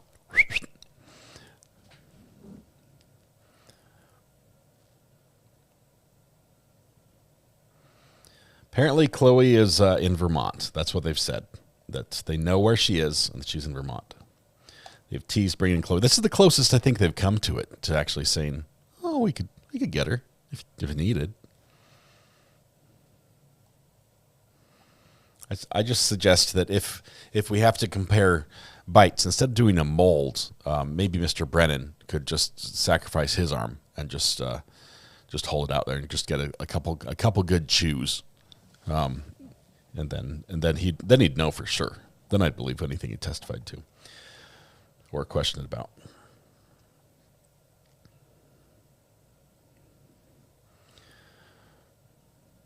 Plus, who's going to verify that it was Chloe? I mean, how are you like, yep, that's Chloe? I mean, I realize German Shepherds have a distinct, pattern. They have character traits that are similar across the breed. But also you can tell differences. I mean, from one dog to another, owner especially can tell, which dog is theirs. But how would defense be able to say, yes, we can verify that that's Chloe because she comes when we call? It's all good. My favorite place to be. Thank you, RA in chat. Happy belated birthday, Mrs. RA. She had a great birthday yesterday. Thank you very much. She's amazing. She's in Raleigh right now with the kids, but all but one. I've got one kid with me who keeps wandering in and just watching and wandering back out. You can tell by the bark. Was this confirmed it wasn't post-mortem? Well, this witness, Dr. Russell, tends to say that that some of these bite or scratch marks are more consistent with someone fighting off a dog, and that would explain the angles and things like that. So she seems to lean towards it being, he was still alive, or at least, he was still moved or being moved.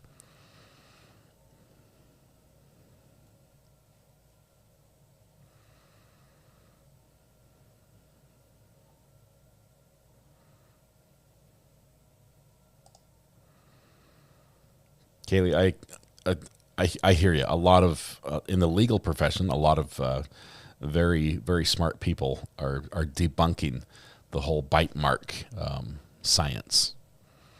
because of all the variables that just cannot be accounted for.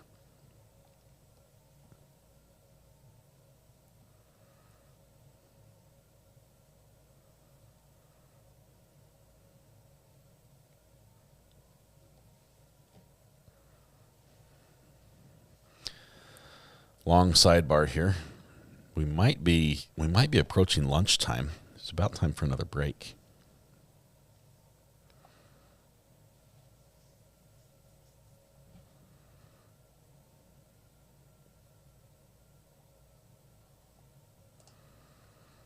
Brandy's had some amazing interviews. She's really good. Love her.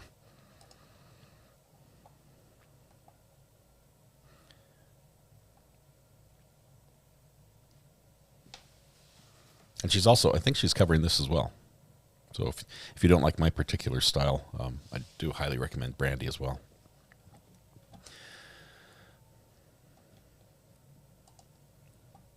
Not surprised me they find another German Shepherd with wonky teeth.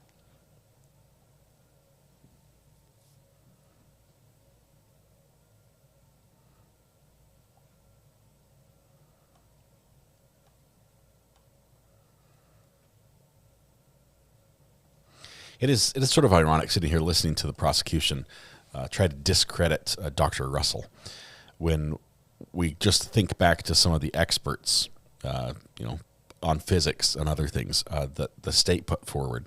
It's like, hang on, can we ask these same types of questions to all the experts, please? Can we just really dig into the background on everybody?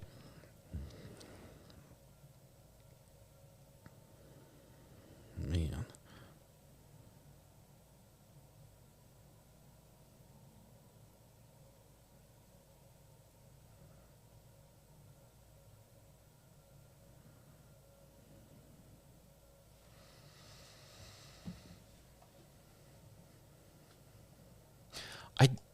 Was Chloe a police dog? I know she's a breed that is commonly used for police dogs. Did she ever work as a police dog, or possibly partly trained as a police dog and washed out, or I don't know.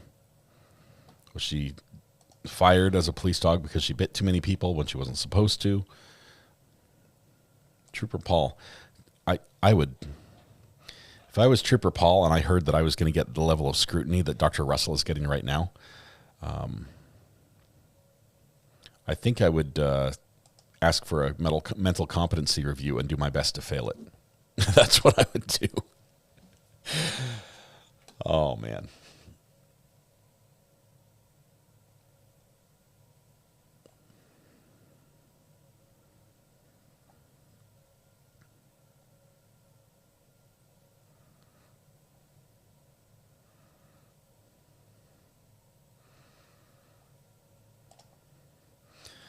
Kara is an amazingly resilient woman, says Lego My Briefs, keeping composure while they sit so close, giggling and staring and being so rude. I couldn't.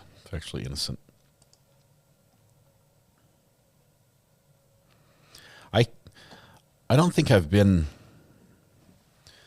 ardently on one side of this case or the other, but I feel fairly confident that the story or the theory that's put forward by the state is really hard for me to believe, is really hard for me to accept.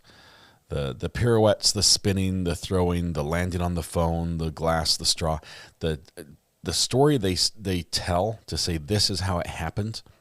And I realize, they have to give them a little leeway here, but I can't see that injury. No bruising anywhere else. The body flying as far as they say it did. Landing on the phone. It just doesn't add up for me. And that's taking the investigation out of it. There's already, some question and doubt about the butt dials. We're not getting into the butt dials.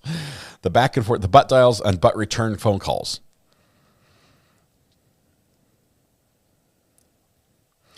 Who are the people sitting behind Karen? The people that are visible behind the image as we look at Karen right here are John's family and friends. The people that support Karen Reed are seated directly behind her, like behind her back.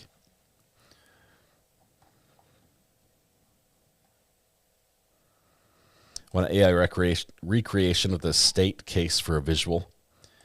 I think you would see that if you use the speed of the car, as they say,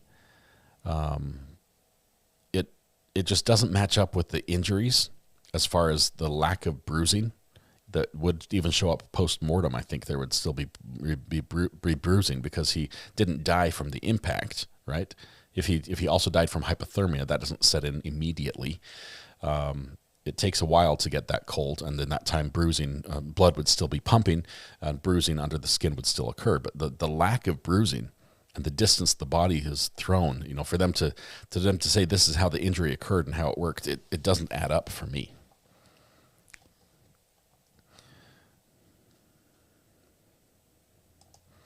I'm not convinced those are bites, but it wasn't a car either. Yeah, even after the reconstruction experts,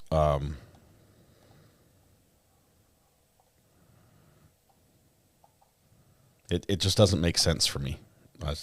The way the state is telling it. Now, change the story, right? Change the story and account for things differently. I think they're trying too hard to fit everything into this little puzzle where they think all the pieces will fit nicely, and they're cramming things in to make it fit, and it's not fitting. Cut up SIM cards, everyone getting new phones. I will say till the day I die that I personally believe there was something shady going on in that house. And I do that just because I know a lot of people who work in police. I've worked closely with sheriffs, with deputies, with police departments, with government officials, both in emergency communications, responding to events. I can't fathom that a police officer would have a massive response to an incident in their front yard, and they never come out and say anything or do anything. It doesn't make sense to me that all that can happen in complete secrecy, and you just never know about it.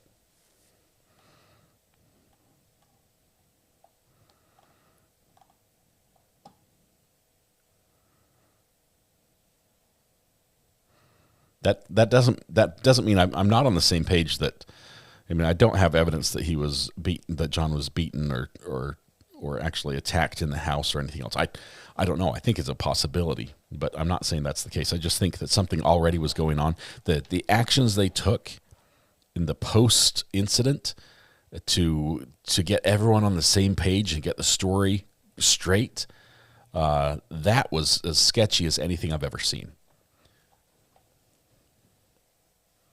We'll probably never know.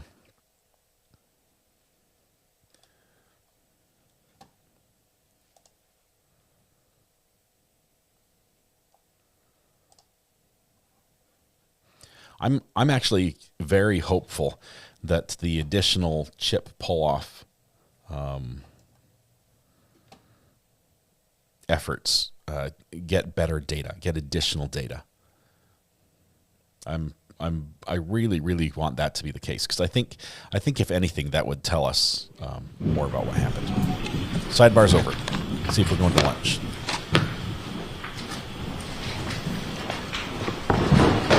All right, so you can continue, Mr. Brennan. Thank you, Your Honor.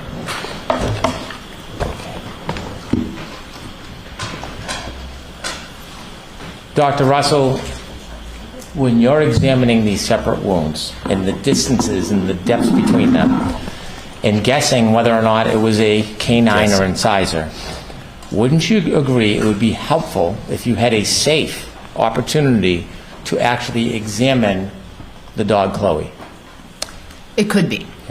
If you had a safe opportunity to examine Chloe, you could look at the size of Chloe's jaw. It could be, but those wounds on you're shaking your head. That's not my question. Okay. My question is, if you had an opportunity to go safely and look at Chloe, you would be able to tell the size of Chloe's jaw. You could measure it. Possibly, yes. You could determine the gape of Chloe's jaw, couldn't you? I don't know what the gape of How it bites, how wide it opens up. I'm not sure I could determine that. Okay, you could look at Chloe's teeth. As they are now, yes. You could measure the distance between the canines if they still exist in Chloe's mouth. Yes, from a model or imprint from Chloe's mouth. You could take a mold. Right, a mold. Or you could take a tape measure or a ruler and you could measure. You could do that both. wouldn't be very reliable. I see. You could determine whether or not she had one incisor or whether she had 2, 3, 4, or 5, or 6 incisors. Currently, yes, but I can't tell what the condition of the teeth were during the incident. You could tell if there's any missing teeth. Correct. Right. You could look at Chloe's paws, couldn't you? Yes. You could do moldings of those and measure those as well, couldn't you? I'm not sure that would be useful. Well, if you think that some of these wounds could have been scratches, you could look at the nails and the shape of the nails, couldn't you? Well, nails are frequently cut on a regular basis, and the distance between the nails, as you mentioned earlier, can change depending on whether or not the par is in a compressed state or a more relaxed state. So that wouldn't be reliable. So you would not even consider measuring the paws because you think that would be unreliable? I don't think it would be reliable, no. You wouldn't study the toenails to see the shape of them? If I could, I'd look to see if there's an abnormal toenail, right, for instance. Right. Yes. And so there would be a benefit to doing that. You didn't do that, though, did you? You didn't go see Chloe and take a mold of Chloe's mouth, did you? It wasn't necessary. Well, did you go up and take pictures or measure the teeth of Chloe? No. Did you ask to? No. It was my understanding that Chloe was in another state, but again, I didn't think it was necessary, and I have reasons why I didn't think it was necessary. You thought that Chloe was in another state. Did you ever discuss going to see Chloe and doing these studies on Chloe so you could see if they were dissimilar to these abrasions? I was asked to evaluate the wounds. Do you know that Chloe exists, that we provided notice to you that we went up and saw Chloe and took molds? Did you know that? Objection, Your Honor. Did you know that? I'm going to allow it. Did you know that, Doctor? I do know that now, yes. Did you know that before you testified the last date in this case, that we actually went up and found Chloe and took molds and measured the paws and the teeth? Did you know that we did that? I don't know. I don't recall. Before you came in and testified at the last hearing, you don't recall whether you knew that Chloe was available? I believe I knew that there was a consultant, that you hired a consultant, and I didn't know what that consultant was going to be doing. Okay. Now that you know that Chloe's available, wouldn't those molds be helpful? Wouldn't you want to look at them and compare them to the distances on the abrasions on Mr. O'Keefe's arm? Objection, Your Honor. I'm going to allow it. I don't think it's necessary for many reasons. If the distance of Chloe's canines is significantly different than these abrasions in this picture, you would agree that the abrasions in Mr. O'Keefe's arm could not have been caused by Chloe. Would you agree? No, I wouldn't agree to that statement. Again, because of various factors such as elasticity of the skin, shrinkage. There's various factors. So, if I understand, you have no interest in examining or seeing Chloe. It's irrelevant to your opinion? I don't think I need to see Chloe. Well, you said earlier when I asked you about particular wounds, it would be helpful to know these things about missing teeth and spacing and distance between the canines. Is that no longer helpful to your opinion? No, I think you're mischaracterizing what I said. I believe I said that it would give information about the condition of the teeth now, but it wouldn't give information about the condition of the teeth when that incident happened. In the spirit of medicine and science, isn't more information good?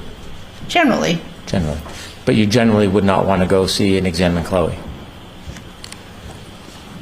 I don't think it's necessary, and there's so many reasons why. Okay. Thank you for your time. Yes. All right, Mr. Lassie, go right ahead. Defense. Frodo, you're up.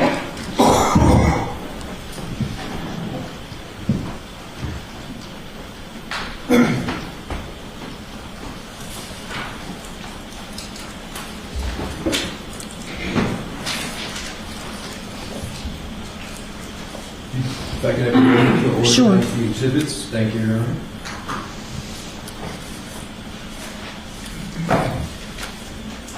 They're organized. I just want to make sure I have the right ones. Thank you, Mr. Brennan. For the record, you have pre-marked number 33 through 37. Thank you.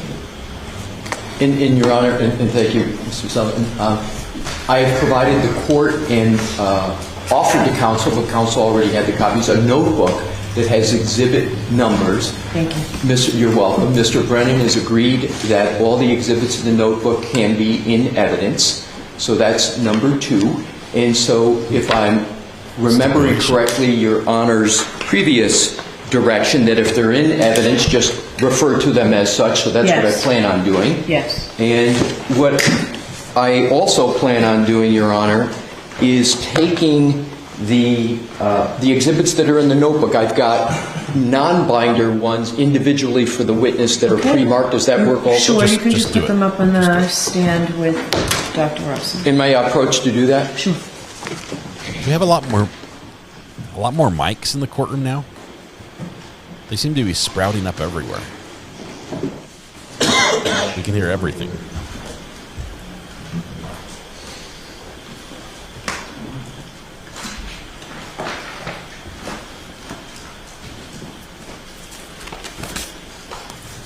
May I talk to the witness and just point out where they are? I think you can give them to her. I think Okay. she can figure out numerically what's what.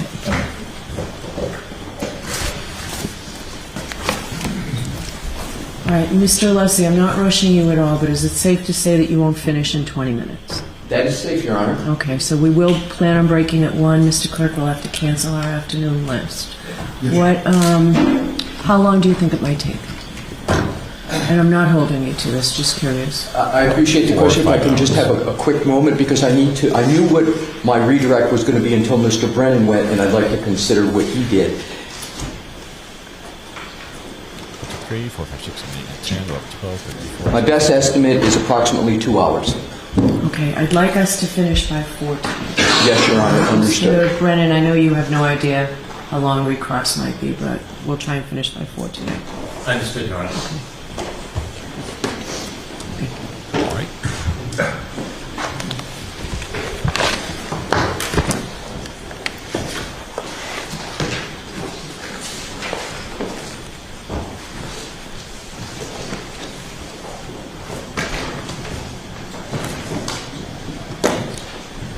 Get 20 minutes, get a break, and then we'll come back for about another hour and a half, roughly. Be done by 4.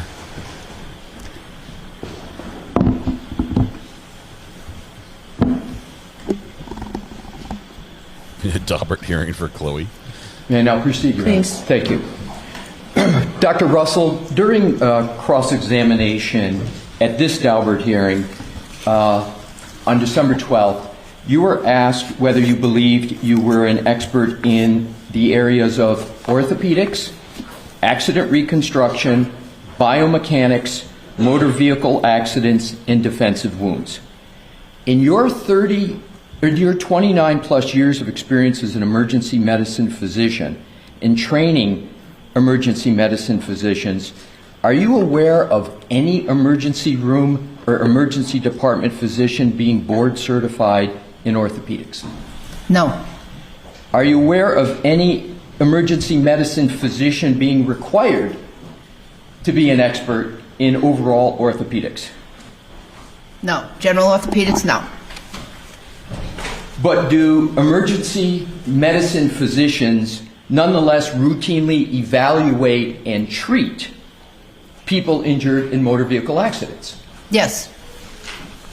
And did you, in your 29 years of experience as emergency medicine physician, routinely evaluate and treat people injured in motor vehicle accidents? Yes, I worked at a busy level 1 trauma center. During your cross-examination in response to a question, you stated that you were an expert in emergency orthopedics. Can you please explain that? Yes. So Emergency orthopedics is a subset or just a part of the overall field of general orthopedics. So in emergency orthopedics, physicians care for, evaluate, diagnose, treat patients who have acute injuries and that don't need operative care. So acute fractures, acute dislocations, those types of injuries are done in many busy emergency rooms, right in the emergency room, and that's what I have expertise in. Did the rotation at the, you just said busy hospital that you were at, did the rotation when you were training, were you required to take a part of the training in emergency orthopedics? I was required to take a 1-month rotation in orthopedics. Now, you were asked during cross-examination at this voir dire about one particular specialized training that you had involving motor vehicle accidents, and you, in response to a question from Mr. Brennan, they have real work agreed that that particular course was rudimentary. Do you recall that? Yes. When did you take that course that you referred to as rudimentary? It was around 1979. And what profession did you have when you took this rudimentary course that you were asked about? I was a police officer at that time. And since that one rudimentary course that you had... Rudimentary? Have you had further training with regard and experience to humans injured in motor vehicle accidents? Yes, much. And describe the much that experience and training you've had in that area. Well, during my 29 years working in the emergency department, we saw motor vehicle accident victims on every shift. And usually there were multiple victims on every shift. So that was part of it. Plus we had lectures and seminars on motor vehicle accidents and victims. And is your focus in your testimony, both in June of this year and in December of this year, on wounds from motor vehicle accidents or how motor vehicle accidents occur? So as a physician, my focus is on the wounds and injuries caused by motor vehicle accidents and how to diagnose and treat them. So are you sitting as a medical doctor giving opinions on medical causation of the injuries to Mr. O'Keefe? Yes. During cross-examination, in this hearing, you were asked about whether you were an expert in accident reconstruction. Is being an expert in accident reconstruction necessary to practice emergency medicine? No. Does an emergency medicine physician need to be an expert in accident reconstruction to evaluate and treat people injured in motor vehicle accidents in the emergency department? No. In your 29 years experience as an emergency medicine physician and training emergency medicine physicians, are you aware of any emergency medicine physician being an expert in accident reconstruction? No. Is accident reconstruction even relevant to the practice of emergency medicine? No. Is whether an emergency medicine physician an expert in accident reconstruction a reasoned question in the field of emergency medicine? No. During cross-examination in this hearing, you were also asked about whether you have a degree in biomechanics. In your 29 years experience as an emergency medicine physician and training emergency medicine physicians, are you aware of any emergency medicine physician who is an expert in biomechanics? No. Is being an expert in biomechanics necessary to practice emergency medicine? No. Is whether an emergency medicine physician is an expert in the field of biomechanics a reasoned question in the field of emergency medicine? No. I missed that part. In your 29 years of experience as a medical doctor, where do most people go for the treatment of acute injuries from motor vehicle accidents? To the emergency department. Do you know, or have you had any experience where a person who has an acute injury from a motor vehicle accident goes to an expert in biomechanics? No. Do you know whether anybody who's injured in a motor vehicle accident, acute injury, goes to an expert in accident reconstruction? No. Wow, he usually sits through the whole thing. On cross in this hearing, you were asked about your expertise in, quote, self-defense. Was your direct testimony in this hearing in your report of December 9 about self-defense or defensive wounds? Would you repeat that question? Sure. Was your direct testimony in this hearing in December and the report that you prepared dated December 9th, was that about self-defense or defensive wounds?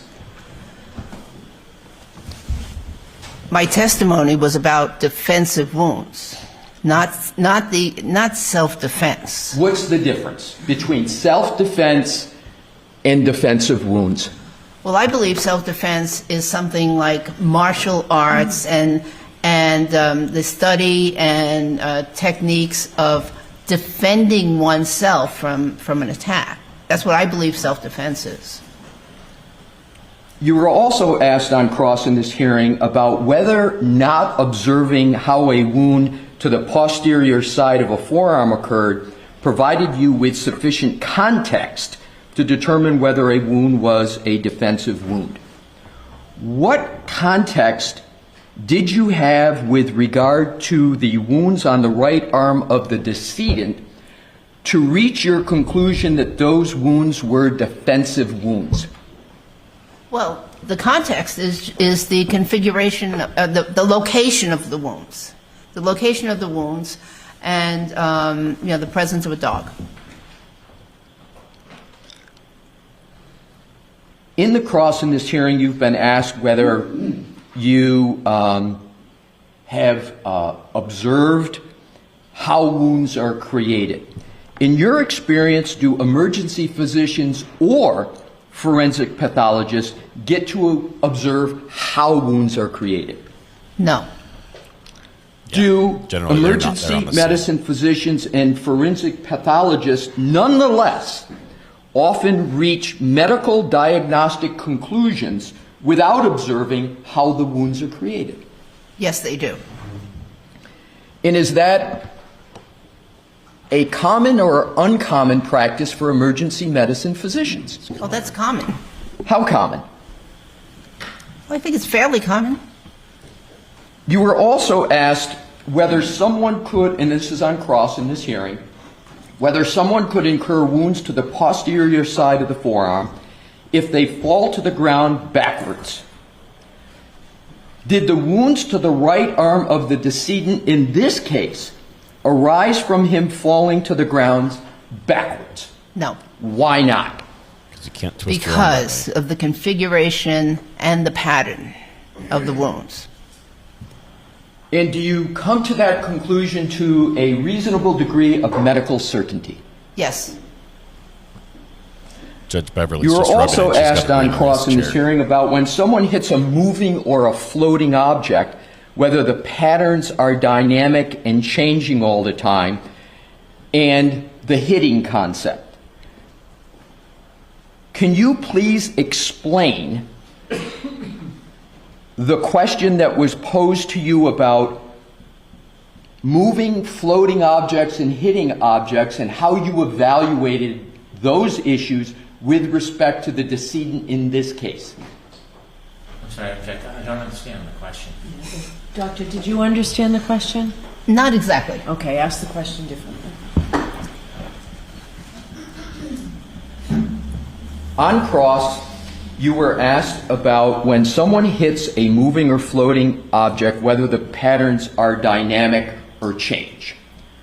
Can you please explain those concepts in that question and how you analyze them with regard to the wounds of the decedent in this case? Okay. When there is movement and there is contact, there is movement of the, for lack of a better word, inflicting object, such as a tooth or something else. There is movement along the skin during the period of time in which they are in contact. That's what I understood that I was being asked.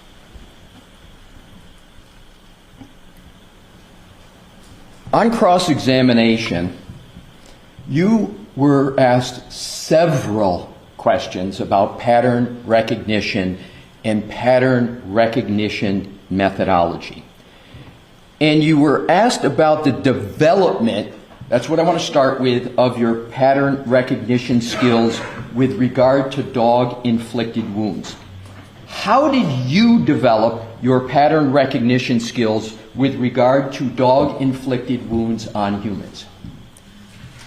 Well, as I testified earlier, I've seen many dog bite victims. And sometimes I was able to talk to, I closely examined their wounds. And not only examined, but evaluated, treated.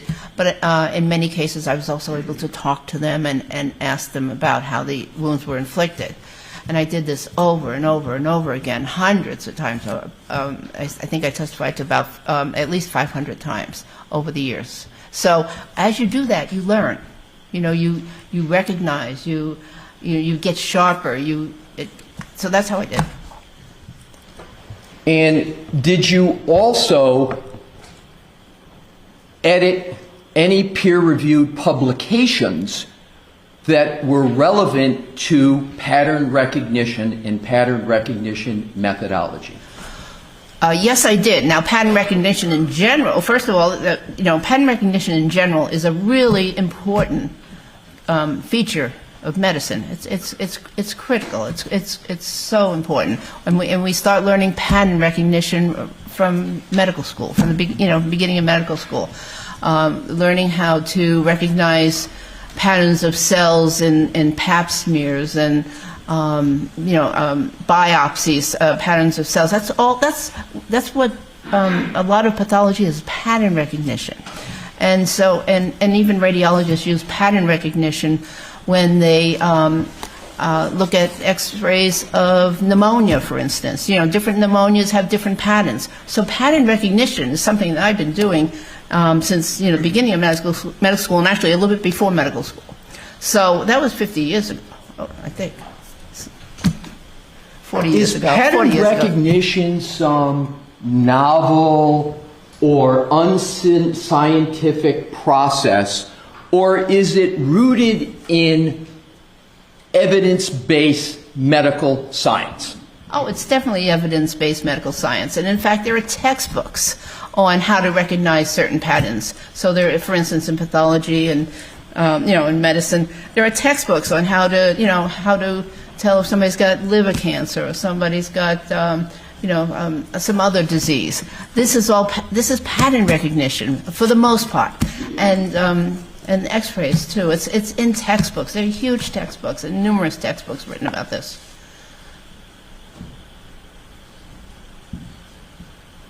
Is pattern recognition methodology that you've been testifying about, is that generally accepted in the medical community?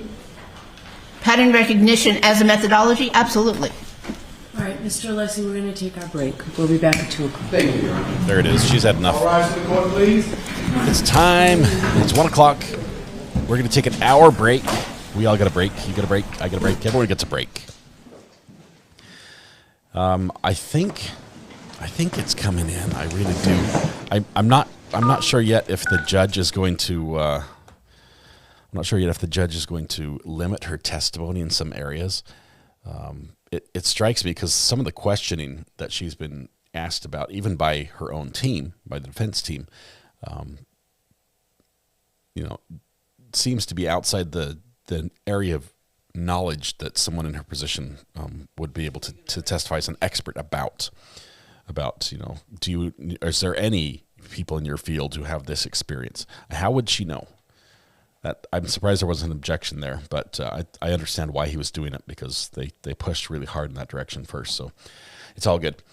Dr. R is a strong woman. She's been very nonstop. Dr. Russell's been amazing. She's really good. Many other experts have crumbled under lesser pressure than she's received here.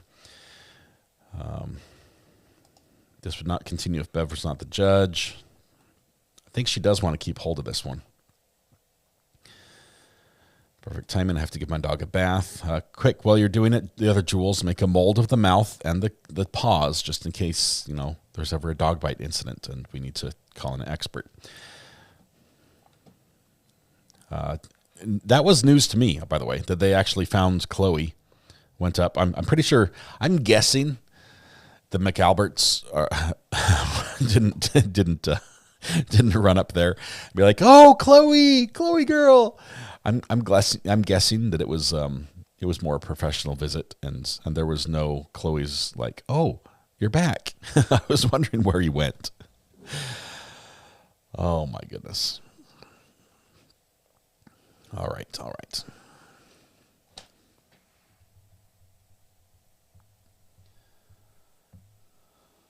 I'm going to go to lunch. I went to Trader Joe's for the first time yesterday. Took my wife. I've never been in that store before. And I tweeted out, I said, I just walked into Trader Joe's for the first time. What should I get? First of all, I couldn't find my way around anywhere. That store, I don't know how they organize anything. The only area that was easy to find is the wine section, which I don't drink, so that didn't help me much at all. But freezers and dry foods next to each other, all over the place. I was confused. I need to go back. I did buy a few things. I tried the ginger. There's like a ginger beer drink, non-alcoholic. Love that stuff. It was really good. We got some fried rice. We got some like braided bread. Got some cheese stick breadsticks, which were the wrong ones. I was recommending something else. We got those. We got some cheese. Got an amazing cheese. It has like flavor crystals in it. It's so good. So good. I've almost eaten the whole block. Now I need to buy a wheel of it now.